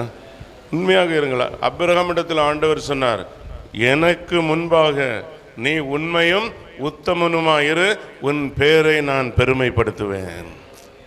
ஆண்டவர் எப்படி பேரை பெருமைப்படுத்தினாரா? புதிய ஏற்பாட்டில் வாசிக்கிறோம், ஆபிரகாமின் குமாரனும் தாவீதின் குமாரனுமாகிய இயேசு கிறிஸ்துனுடைய வம்ச வரலாறு. ஆபிரகாம் எங்கே வந்திருக்கிறாரு? அவருடைய பேர் பிரஸ்தாபத்தை ஆண்டவர் எங்கே கொண்டு வந்திருக்கிறார்? புதிய ஏற்பாட்டிலுடைய இயேசு கிறிஸ்துடைய ஜீனியாலஜி. அது ஜீனியாலஜியிலே வரவில்லை என்றாலும் தேவன் குறிப்பிடும் போது ஆபிரகாமினுடைய குமாரன் என்று குறிப்பிடுகிறார். உண்மையும் உத்தமத்தையும் நாம் கை கொள்ளும்போது நிச்சயமாக தேவன் உயர்வை கொடுப்பார். நம்ம உணர்வு இருக்கிறது, உயர போக வேண்டும், பெரிதாக செய்ய வேண்டும். ஆனால் தேவன் அனுமதிக்கிற காரியங்களை நிச்சயமாக ஆண்டவர் வாய்க்க பண்ணுவார். நாம் என்ன செய்ய வேண்டும்? அதிகமாக அவருடைய சமூகத்திலிருந்து பிரயாசப்பட்டு நாம் ஜெபித்து திட்டங்களையும் தீர்மானங்களையும் அவரிடத்தில் கேட்கும்போது ஆண்டவர் வாய்க்க பண்ணுவார். Praise the Lord. அல்லேலூயா. நான் இங்கே வர்றதுக்கு திடீரென்று ஒரு திட்டம் பண்ணினேன், ஜஸ்ட் 1 மந்த்துக்குள்ளாடி. ஸோ பல இடங்களுக்கு போய் வந்து ஆண்டு இறுதியில் வர வேண்டும். நான் இப்போ ஆண்டோட தெளிவாக ஜெபம் பண்ணுவேன், ஆண்டவரே இவ்வளவு பணம் எனக்கு இருந்தால்தான் நான் போக முடியும். சும்மா இங்கே வந்து நான் எல்லாரையும் பார்த்துட்டு போக முடியாது. ஒவ்வொரு சிட்டிக்கு போகணும், அங்கேருந்து ஒரு பஸ் எடுத்து ஃபுல்லாக போகணும், போகிற இடங்கள்லாம் ஸ்டே பண்ணணும், போகிற இடங்களிலெல்லாம் எல்லாரையும் பார்க்க வேண்டும், ஆலயத்தின் காரியங்களை செய்ய வேண்டும், சில இடங்கள் இடம் வாங்க வேண்டும், சபைகளை கட்ட வேண்டும்.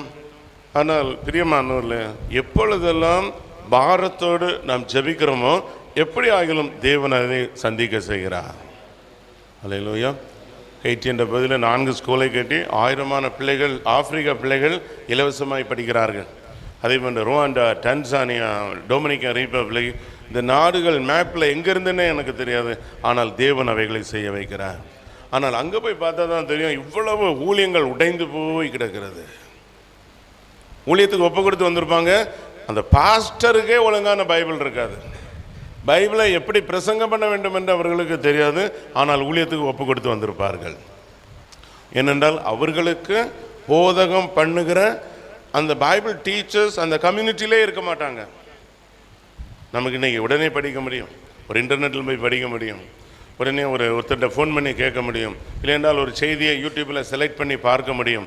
அவர்களுக்கு அந்த வசதிகள், டெக்னாலஜி ஒன்றும் இல்லாமல் அவ்வளவு கடினத்தில் இருந்து வருவார்கள், நன்றாக பாடுவார்கள், சின்ன சின்ன ஜெபங்களை செய்வார்கள், வசனத்திலிருந்து ஏதோ அப்படி பேசுவார்கள், போய்விடுவார்கள். கொஞ்சம் கண்களை ஏறெடுத்து பார்க்கும்போது அவ்வளவான ஊழியங்கள் காணப்படுகிறது. அல்லேலூயா. நாங்கள் இந்த ஹட்டன் பகுதியில் போயிருந்தோம். சும்மா சிலர் போய் அவங்க ஃபீல்டை போய் 1-2 முறை பார்க்கும்போது சிலர் மீன்களை பிடித்து, அநேகருங்க வேலைகளை செய்து ஊழியம் செய்கிறோம், சிலர் தோட்ட வேலைகளை செய்து. ஏனென்றால் தேவன் ஒரு குறிப்பிட்ட நாட்களில் கஷ்டப்பட வைக்கிறார். அந்த கஷ்டத்தை நாம் சகித்து போகும்போது பிற்பாடு ஆண்டவர் உயர்வை தான் வைக்கிறார். ஆமென். மற்றவர்களை ஆசீர்வதிக்கிற அதிகாரத்தை கொடுத்திருக்கிற நம்மை கர்த்தர் ஆசீர்வதிக்காமல் இருப்பாரா? நிச்சயமாக ஆசீர்வதிப்பார்.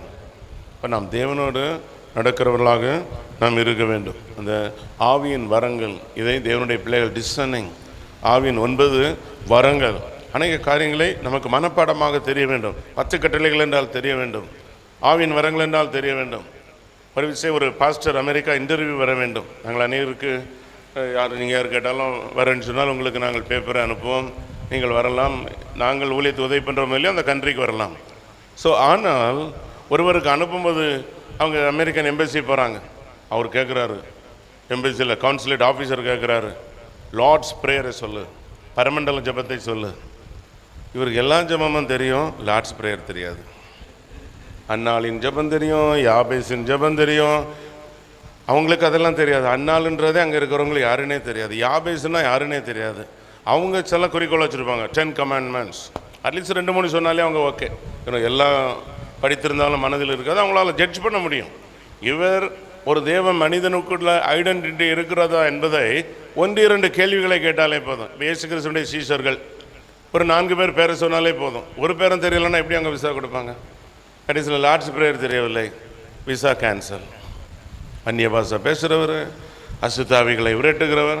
இதில் என்ன சொல்கிறேன் என்றால், உலக நடக்கையின்படி சில ஸ்டாண்டர்டை நமக்குள்ளாக நாம் உருவாக்கி கொள்ள வேண்டும். அல்லேலூயா. ஒரு பைபிளை கொண்டு போகிறது, ஒரு பேக் எடுத்துகிட்டு போகிறது, ஒரு கூட்டத்திற்கு முன்பாகவே உட்கார்ந்து இருக்கிறது, 4 பேரத்தில் பேசி பழகுகிறது, சில வேளையில் நம்முடைய பணங்களை செலவு செய்கிறது, நம்முடைய நேரத்தை செலவு செய்கிறது. ஸோ சில பழக்கங்களை நாம் வேதத்தின்படி நாம் செய்ய நினைக்கும் போது ஆண்டவர் வேறு கிருபைகளை நமக்கு கொடுக்கிறார். அல்லேலூயா, அல்லேலூயா. ஆனால் அநேக ஊழியக்காரங்க பாருங்கள், அங்கே வரும்போது ஒரு கேள்வியும் கேட்டிருக்க மாட்டாங்க. அவங்க கேட்குறது இவங்களுக்கும் புரிஞ்சிருக்காது. இவங்க எஸ் சொல்கிற இடத்துல நோ சொல்கிறாங்களா, நோ சொல்கிற இடத்துல எஸ் சொல்கிறாங்களா, இவங்க சொல்கிற எஸ் அங்கே கரெக்டாக இருக்கும். You got the visa, you can go. அவங்களுக்கு அது கூட புரிஞ்சிருக்காது, அதையும் வாங்கிட்டு வந்துடுவாங்க.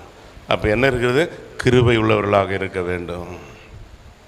நீதிமொழிகள் 3:4-5 வாசிக்கிறோம், சத்தியமும் கிருபையும் உங்களை விட்டு விலகாதிருப்பதாக. அநேக ஊழியக்காரங்களை கிருபை இல்லாதவர்களாக வாழ்ந்து கொண்டிருக்கிறார்கள். சக ஊழியர்கள் போய் பழக முடியாது, பேச முடியாது, அவர்களிடத்தில் ஒரு உறவு வைக்க முடியாது, அவர்கள் மேல் நம்பிக்கை வைக்க முடியாது.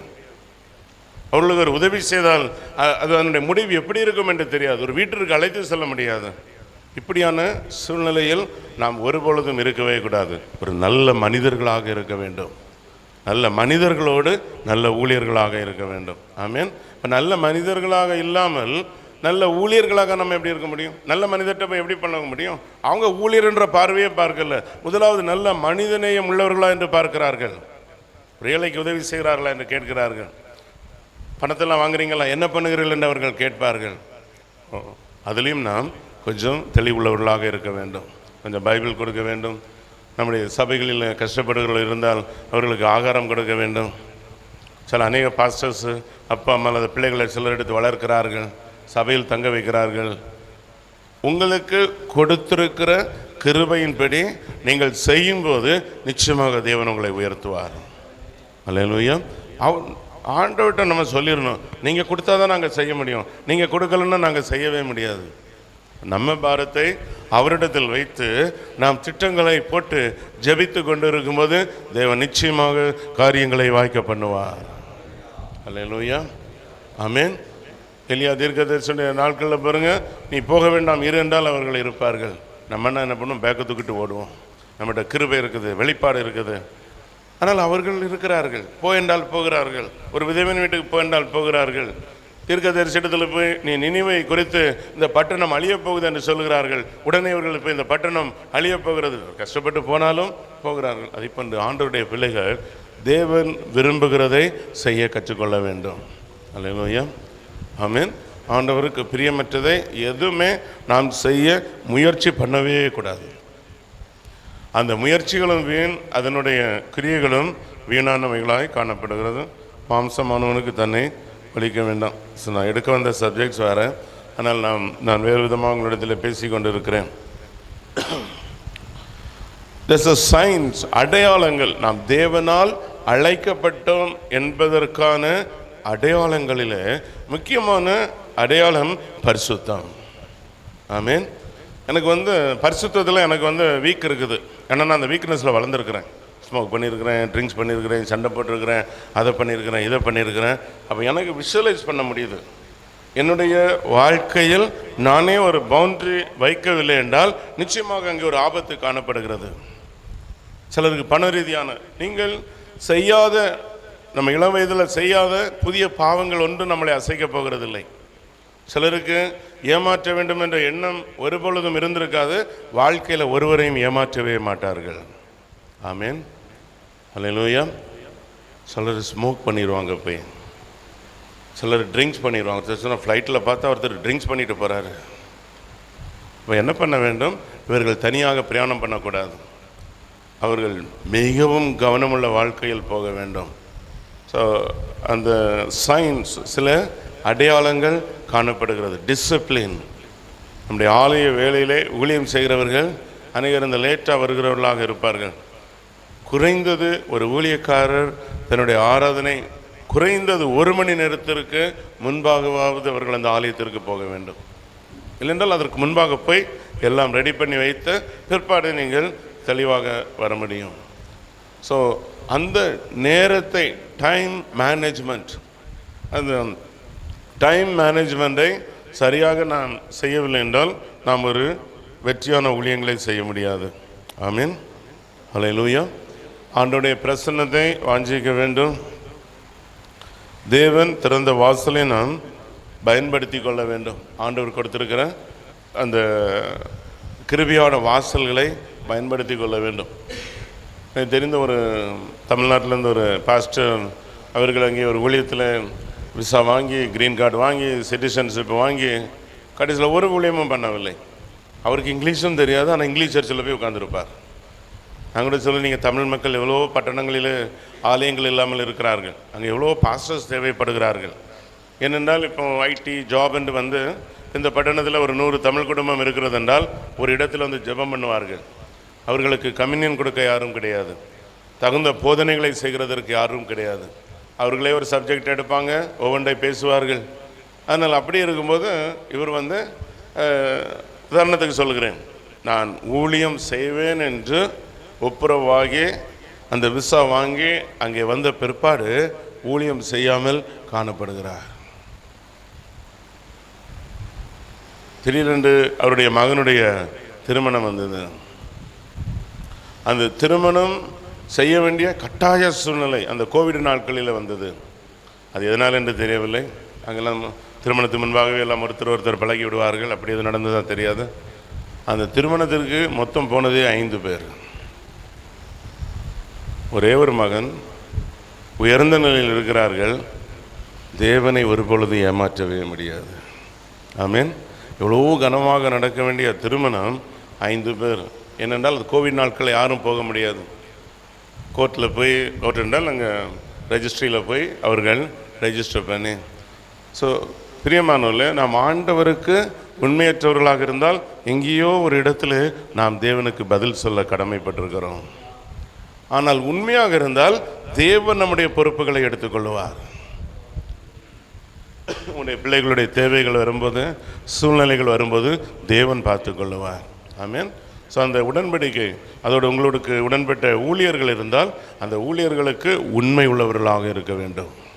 அவர்களை ஏமாற்ற வேண்டும் என்று நினைக்கக்கூடாது.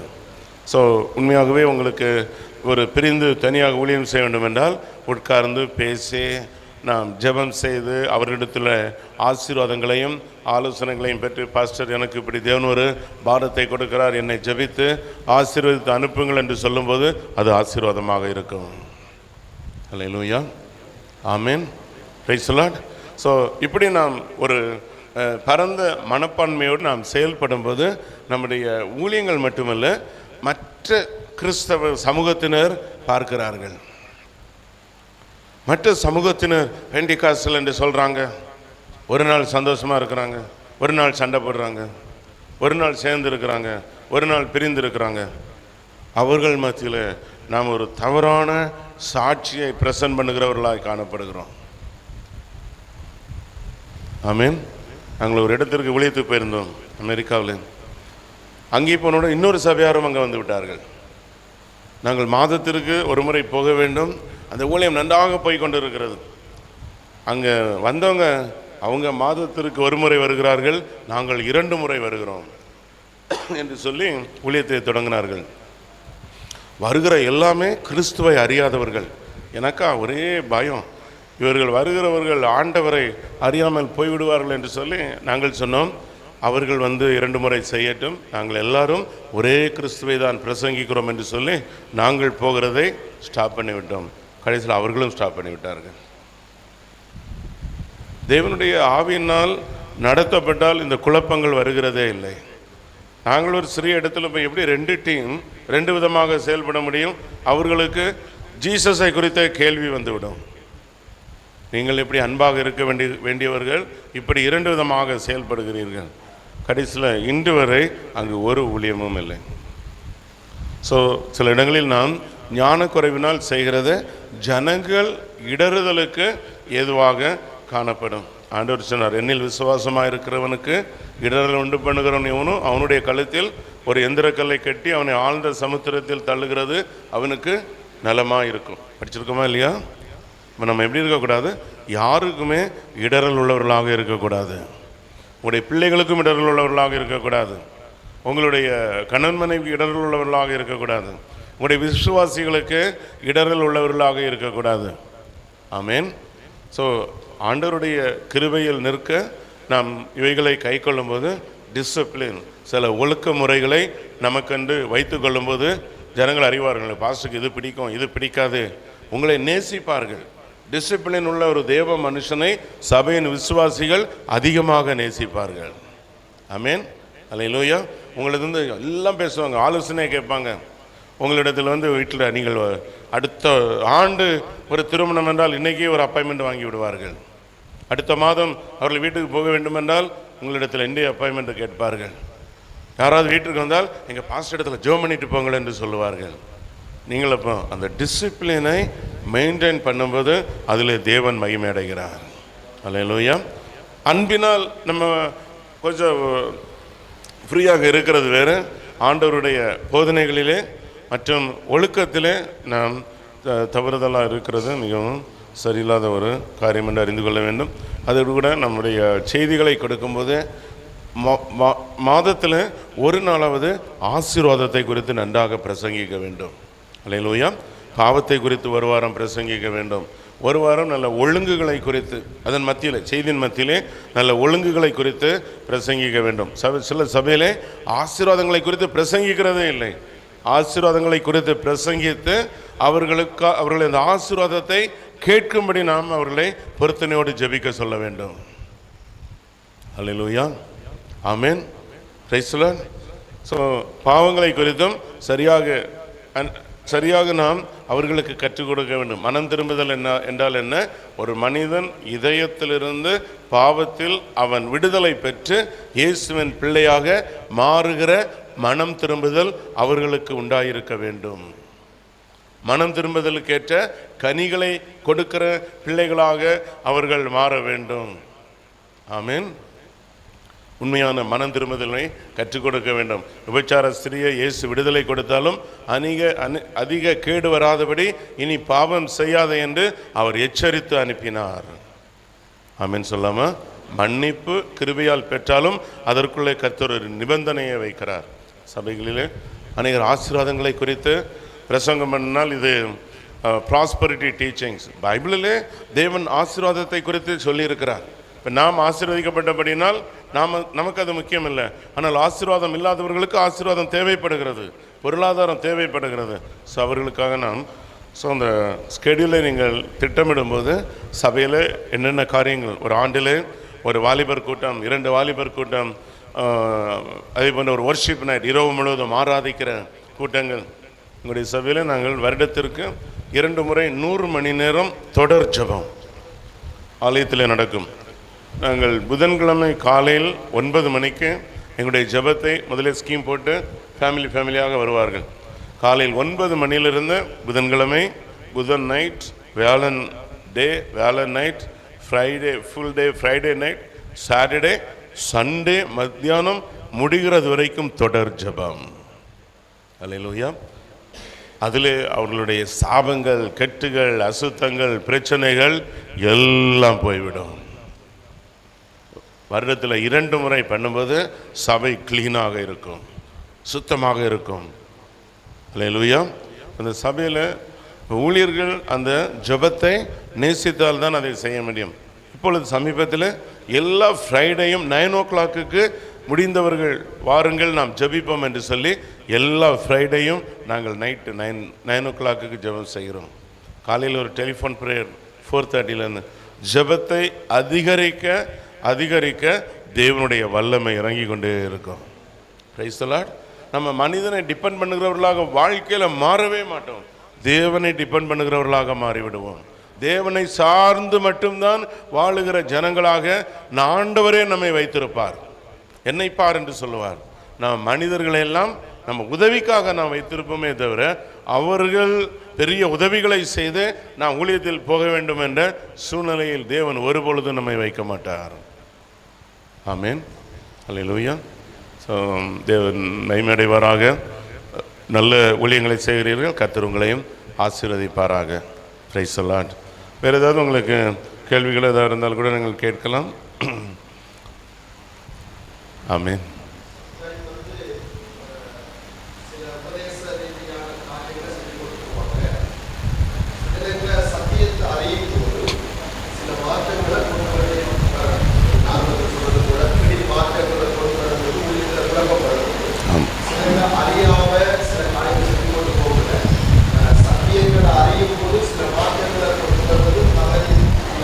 ஆமாம் ஆமாம் ஆமாம்.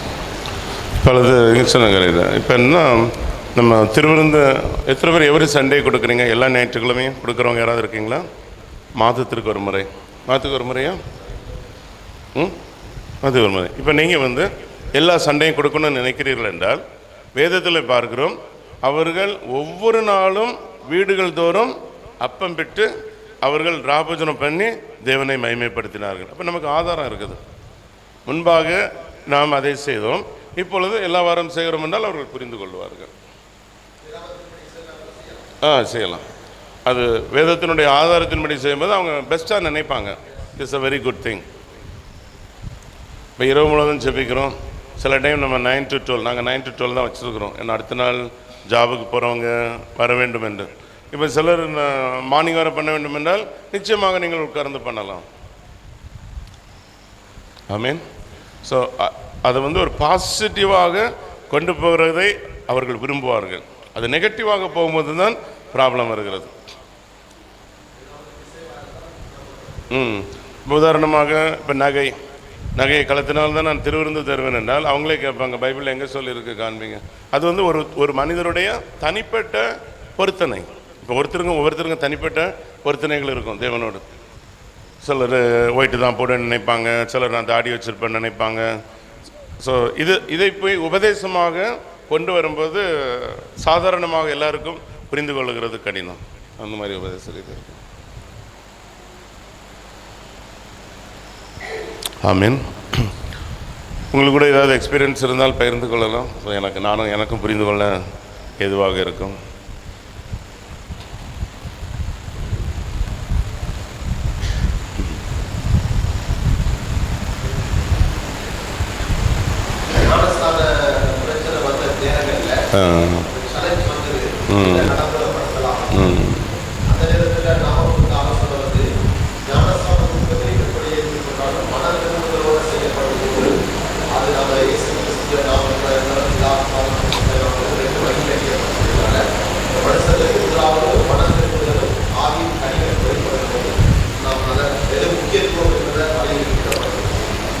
ஆமீன். ஆனால் என்னென்னா, நம்ம இயேசு கிறிஸ்து நாமத்தினால் ஞானஸ்நானம் கொடுத்தாலும் அவர்கள் பிதா குமாரன் பரிசுத்தாவியை விசுவாசிக்க வேண்டும். எப்படி மெடிடேஷன் பண்ணும்போது பிதாவாகி தேவனுடைய அன்பும் இயேசு கிறிஸ்து பரிசுத்தாவி இந்த மூன்றையும் அவர்கள் விசுவாசித்தால் இயேசு கிறிஸ்துடைய நாமத்தினால் அவர்கள் எடுக்கலாம். அதை விசுவாசிக்க மாட்டேன் என்றால் அது ஒரு தவறான உபதேசமாக போய்விடுகிறது. அதுக்கு உதவி செய்யவே முடியாது. அவங்க செய்யலாம் அது. ஆமாம். இப்போ நம்ம அசுத்தாவிகளை விரட்டும் போது இயேசு நாமத்தினால செய்யலாம். இயேசு தான் எல்லா நாமத்திற்கும் மேலான நாமமாக காணப்படுகிறார். இயேசு கிறிஸ்துவே தேவன் என்று அறிக்கை செய்யும்போது தான் அது தேவனுடைய ஆவி, இல்லைன்றால் அது அந்தி கிறிஸ்துவனுடைய ஆவியாக போய்விடுகிறது.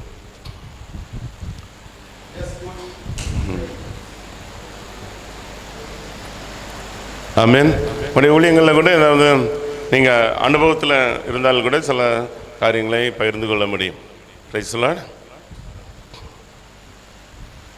ஆமீன்.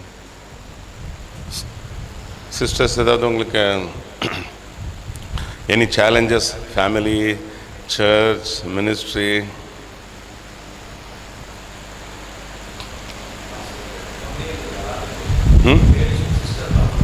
கம்யூனியன் தவறு கிடையாது, கொடுக்குறாங்க, தவறு கிடையாது. இப்போ பைபிளில் இயேசு கிறிஸ்து அந்த லேடிஸை அவங்க கொண்டு வரவில்லை என்றால் அவருக்கு அது தேவையில்லாமல் இருந்தது. ஆனால் அவரோட ஊழியத்தில் நிறைய பேர் இருந்தார்கள். அக்கிலா, பிரிசில்லா, அந்த குடும்பங்கள் எல்லாம் துணையாக இருந்தார்கள். ஸோ சூழ்நிலைகளை பொறுத்து நாம் பயன்படுத்தி விட முடியும். இப்போ ஒரு லேடி டாக்டர்ஸ் இருக்கிறாங்க, வேண்டான்னு சொல்ல முடியாது. இப்போ ஒரு லேடி தீர்க்கதரிசி இருக்கிறாங்க, பைபிள்லே இருக்கிறாங்க, அவங்கள போய் அவங்க எனக்கு வேண்டான்னு சொல்ல முடியாது. நியாயாதிபதி இருக்கிறாங்க, வேண்டான்னு சொல்ல முடியாது. அசுத்தாபி விடுதலை பண்ணுறவங்க, அற்புத சுகமடைக்கிறவங்க, அவங்களிடத்தில் நான் ஜெபம் பண்ண மாட்டேன்னு சொல்ல முடியாது. ஆனால் அவர்களும் ஞானம் உள்ளவர்களாக இருக்க வேண்டும். ஆமேன். அப்போஸ்தலனாகிய பவுல் சொல்லும்போது முதலாவது அது ஒரு பெண் வஞ்சிக்கப்பட்டபடினால் அவங்களுடைய கேரக்டர் அந்த மாதிரி எளிதாக ஏமாந்து விடுகிற தன்மைகள், பலவீனமானவர்கள். அதனால் சகோதரிகளுக்கு முக்கியத்துவம் என்பதல்ல. உதாரணமாக நம்முடைய குடும்பங்களில் ஒரு மரணம் நடக்கிறது என்று வைத்துக்கொள்வோம். ஆண்கள் எவ்வளோ இருந்தாலும் உடனே அடுத்து என்ன செய்ய வேண்டும் என்று தான் ஓடுவார்கள். லேடிஸ் என்ன பண்ணுவாங்க? அதிலே உட்காந்து அது அடக்கம் பண்ணுறது வேற, கையை போட்டு அடித்து காலை போட்டு, அதெல்லாம் நல்லது தான். நம்முடைய எல்லா வீடுகள்லேயும் மரணம் வந்திருக்கு. ஆனால் ஆண்களுக்கு உடனே என்ன பண்ண, உடனே ஃபைனான்ஸ் திட்டமிடுறது, எதை பண்ணுறது, யாருக்கு இன்ஃபார்ம் பண்ணுறது. அப்போ டோட்டலாக ஆண்டவருடைய படைப்பின் தன்மையே வித்தியாசமாக காணப்படுகிறது. அதுக்கு சில சகோதரிகள் இருப்பாங்க, டேலண்டடாக இருப்பாங்க. அவங்க பக்கத்தில் யாரும் போக முடியாது. அவங்களுடைய கனிவான பேச்சு, அவங்களுடைய ட்ரெஸ்ஸிங், அவங்களுடைய டேலண்ட்டு, அவங்களுடைய கிருபை, அவங்களுடைய ஜெபம், அவங்களுடைய அபிஷேகம், அப்படிப்பட்டவங்க ஊழியத்தில் இருக்க தான் வேண்டும், சபையில் இருக்க தான் வேண்டும். அவர்கள் ஒரு ஊழியத்தில் பில்லராக இருக்க வேண்டும். ஆமீன். ஒரு மாதிரி ட்ரெஸ் பண்ணிட்டு வந்தாலும் அவங்கெல்லாம் வாசல்லே வச்சு சரி பண்ணி விட்டுருவாங்க. ஊழியர்கள்லாம் ஒன்றும் பண்ண முடியாது. ஸோ அது பெரிய தவறு கிடையாது. ஆனால் அதை கொடுக்கிறவர்கள் அது தெய்வீக சுபாவம் உள்ளவர்களாக இருக்க வேண்டும். அப்படி இருந்தால் அது நிச்சயமாக ஆசீர்வாதம் தான்.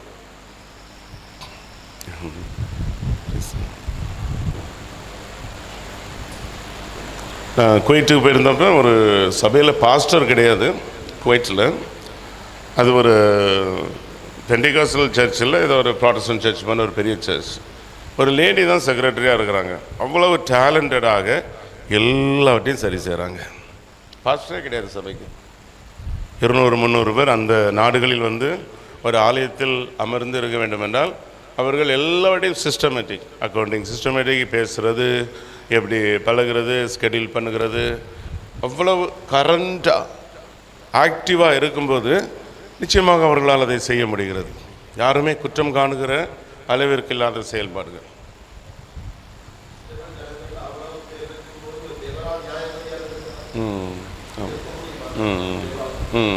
ஆமாம்.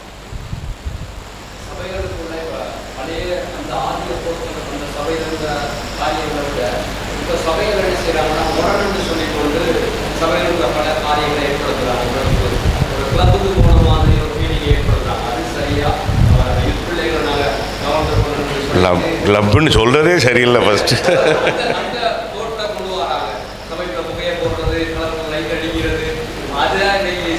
அதை சபைன்னே சொல்ல முடியாது. நம்ம அதே எப்படி சபைன்னு சொல்ல முடியாது.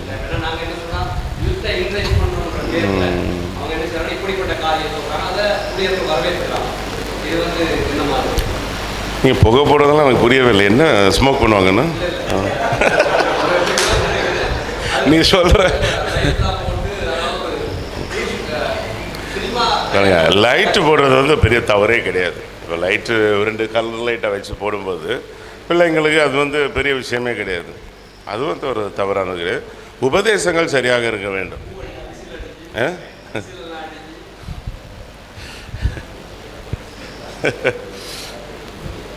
அது வாலிபர் கூட்டம்னா சில டைம் அவங்கள என்டர்டெயின் பண்ணி அப்படி சில மூவி நைட்டு மாதிரி வைப்பாங்க.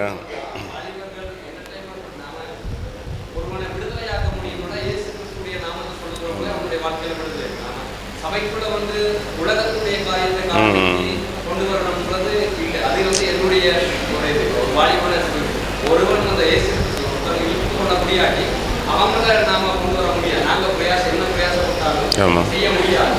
எப்படிப்பட்ட காரியங்கள் இன்னைக்கு மிக பரவி கொண்டு ஆக்சுவலாக நீங்கள் பார்த்தீங்கன்னா அதை குட்டாக எடுத்துக்கணும். இப்போது கிறிஸ்மஸ் வரும்போது நேட்டிவிட்டி ப்ளே எல்லாம் பண்ணுறோம். நேட்டிவிட்டி ப்ளே பண்ணும்போது சில டிம் லைட்டை போடுவாங்க, ஸ்டார் லைட்டை போடுவாங்க. ஸோ அது பிள்ளைகள் புரிந்து கொள்ளுகிறதுக்காக போடுறோம். அந்த மாதிரி நல்ல சென்ஸில் சிலதை எடுத்து ஒரு வருடத்திற்கு ஒரு நாள் யூத்து வரும்போது கொஞ்சம் லைட்டை போட்டு அவங்களுக்கு சாப்பாடை கொடுத்து அவங்கள உட்கார வச்சு முறையான ப்ரீச்சிங் இல்லாமல் டிஸ்கஷன் மாதிரி ஓப்பன் டாக் மாதிரி பண்ணும்போது அவர்களை ரட்சிப்பில் கொண்டு வருகிறது எளிதாக இருக்கிறது.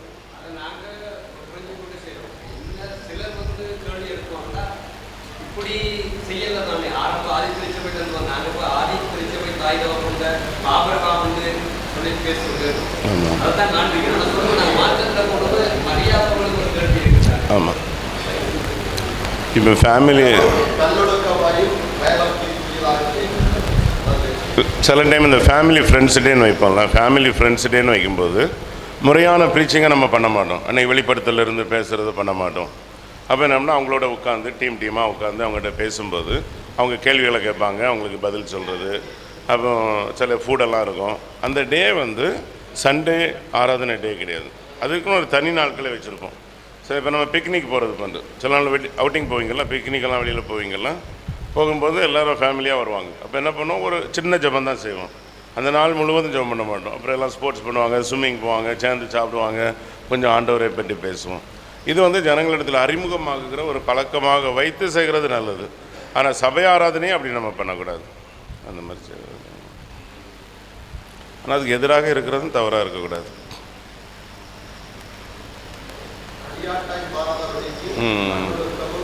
ஆமாம் ஆமாம் ஆமாம் ஆமாம் ஆமாம். பாருங்கள், ஆண்டவருடைய பிரசன்னத்தில் நீங்கள் பண்ணும்போது எப்படிப்பட்ட ஜனங்கள் உள்ளே வந்தாலும் ஆண்டவருடைய பிரசன்னத்தை உணர்வார்கள். அங்கே சில சர்ச்சில் என்ட்ரன்ஸில் காஃபி இருக்கும், டீ இருக்கும், சாப்பாடெல்லாம் இருக்கும். அதனால் ஒன்றும் கெட்டு போகிறதில்ல. எல்லாம் வந்து அங்கே போயிருக்க மாட்டாங்க. தேவையானவங்க ஒரு காஃபியை குடிச்சிட்டு உடனே எங்கே வர போகிறாங்க, வயசாளிகள், வயதானவங்க, அந்த மாதிரி. ஸோ ஆண்டவருடைய பிரசன்னத்தை வந்து பண்ணும்போது சரியாக இருக்கும். ஆமாம். தவறான பழக்கங்களை கை கொள்ளக்கூடாது, தவறான பழக்கங்களை. ஸோ அதற்காக ஸ்பெஷலாக ஆட்களை கொண்டு வந்து அவர்களை என்டர்டெயின்மெண்ட் பண்ணி அப்படி போகக்கூடாது. உங்கள் டைமை வேஸ்ட் பண்ணணுன்னா இல்லை நான் சொன்னது உங்களுக்கு பிரயோஜனமாக இருந்தால் எனக்கு தெரியல.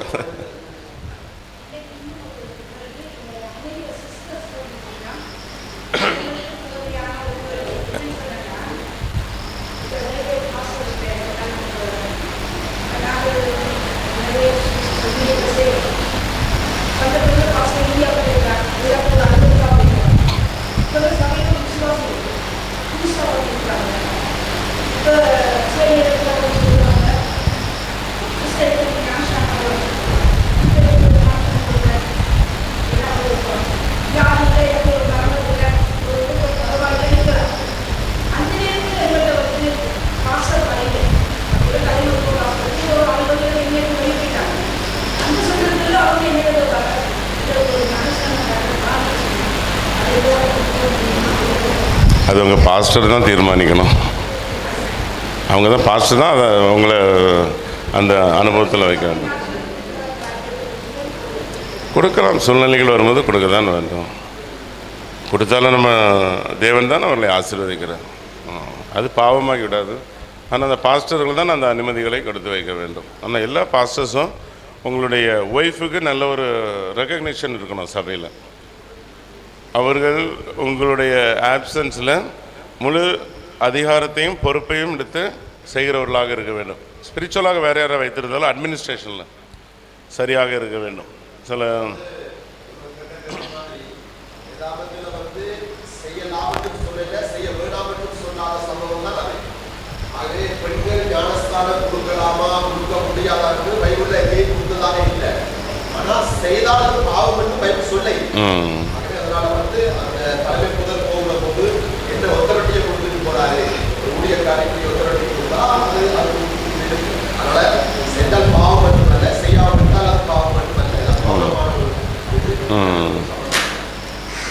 ஆனால் வந்து உடனே ஞானஸ்தானம் கொடுக்க வேண்டும் என்று அவசரப்படவும் கூடாது.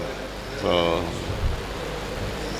அது சபையை பொறுத்து, அந்த சபையில் அவர்களுக்கு என்ன அங்கீகாரம் கொடுத்து செய்கிறார்களோ அதை அவர்கள் நிச்சயமாக செய்ய முடியும். ஏன்னோ இப்போ கலெக்டர்ஸ் லேடிஸ் இருக்கிறாங்க, எல்லா டிபார்ட்மெண்ட்லேயும் சகோதரிகள் இருக்கிறாங்க, நாட்டை ஆள்ற பிரைம் மினிஸ்டர்ஸ் இருக்கிறாங்க. அப்படின்னும்போது இது குற்றமாகி விடாது. ஆனால் அந்தந்த ஊழியத்தில் இருக்கிற போதகர் தான் அவர்களுக்கு அந்த நிம்மதிகளை கொடுக்க வேண்டும். ஆனால் அவர்கள் இல்லாத போது யாராவது ஒருத்தர் எல்லா உதவிக்கும் இருக்க வேண்டும், சபைகளில் இருக்க வேண்டும், நம்பிக்கையானவர்கள் இருக்க வேண்டும்.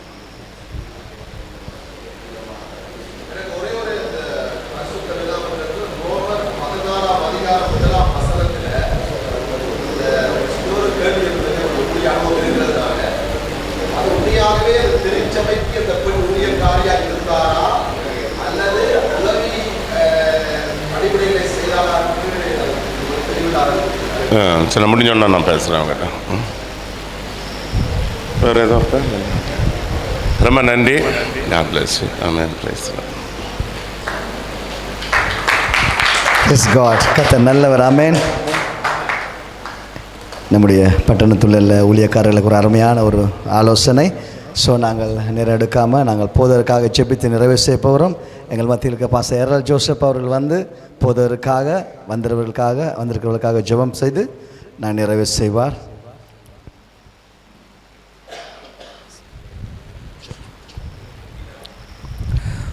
நாங்கள் யாவரும் எழுந்திருப்போமாக.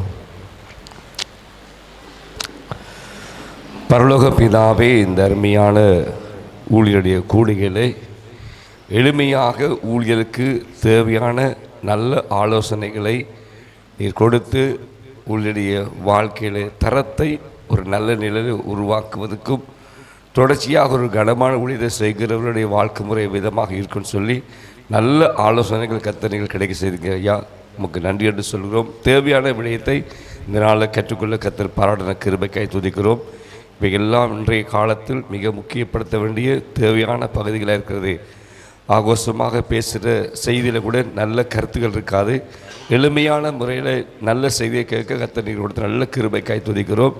இந்த செய்தியை கொடுத்த அருமையான தாசனுக்காக ஸ்தோத்திரம். தூர தேசத்திலிருந்து வந்து இந்த மழை காலத்திலையும் பல சிரமத்தின் மத்தியிலையும் ஒரு கனமான ஊழியத்தை செய்ய கர்த்தர் பாராட்டின கிருபைக்காய் துதிக்கிறோம். அவரையும் அவருடைய திருச்சபையும் அவருக்கு கொடுத்த ஒப்புவித்த அனைத்து ஊழியத்தை நீர் பாதுகாத்து ஆசீர்வதித்து நடத்துகிறான்னு சொல்லி ஜெபிக்கிறோம்.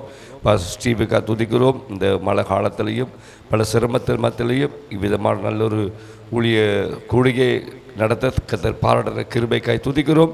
அவரையும் அவருடைய குடும்பத்தையும் அவருடைய ஊழியத்தில் துணையாக இருக்கிறவர்களையும் சபை விசுவாசிகளையும் அவர் கொடுத்த தரிசனங்களையும் தேவனாய் கர்த்தர் ஆசீர்வதிப்பாங்கன்னு சொல்லி வந்த எல்லா ஊழியர்களையும் ஊழியக்காரிகளையும் அவருடைய திருச்சபையிலையும் நீர் தொடர்ந்து இந்த தேசத்தில் வல்லமையாக செயல்பட நீர் பயன்படுத்த நீர் ஆசீர்வதிப்பாங்கன்னு சொல்லி எல்லா துதிக்கான மகிமை மக்கிய செலுத்தி இயேசு கிறிஸ்துவின் நாமத்தில் ஜெபித்து ஆசீர்வாதத்தை பெற்றுக்கொள்கிறோம் நல்ல பிதாவே. ஆமென், ஆமென், ஆமென். Praise the Lord. நல்ல கர்த்தர் நல்லவர். ஸோ பாஸ்டர் ஜோஸ் எரல் இந்த சபையை கட்டும் பொழுது அஸ்திபாரம் வைக்கிறதுக்கு பாஸ்டர் உட்பட நிறைய ஒரு குரூப் வந்துருந்துச்சு. ஆனால் இவர்கிட்ட தான் நான் சொல்லியிருந்தேன். உடனே வந்து அநேக பாஸ்டர்ஸ்மாரை அழைத்து எனக்கு உறுதுணையாக இருந்து என்னை இதை மதித்து எனக்கு உதவி செய்தார். என்னை அங்கீகரித்த ஒரு மனுஷன், தேவ மனுஷன். ஆமாம் ஆமாம், எப்போயும் நான் கனம் பண்ணுற ஒரு மனுஷன். ஆமாம், தேங்க்யூ வெரி மச். கர்த்தர் உங்களை ஆசீர்வதிப்பார். நாங்கள் ஒரு சின்ன ஒரு ஃபோட்டோ எடுத்து ஜெபம் முடிப்போம். அன்பான ஆண்டவரே, உங்களை நன்றி மனதாய் ஸ்தோத்திரிக்கிறோம். இந்த ஆசீர்வதிக்கப்பட்ட நல்ல நாளிலும் ஆண்டவரே தகப்பனே, இங்கு தேவ ஊழியர்களை அழைத்து நீர் கொடுத்த கிருபைக்காக நன்றி ஆண்டவரே. தொடர்ந்து ஆண்டவரே வந்த ஒவ்வொரு போதகர்களையும் ஊழியர்களையும் ஆசீர்வதிங்க, உடன் ஊழியர்களை ஆசீர்வதிங்க.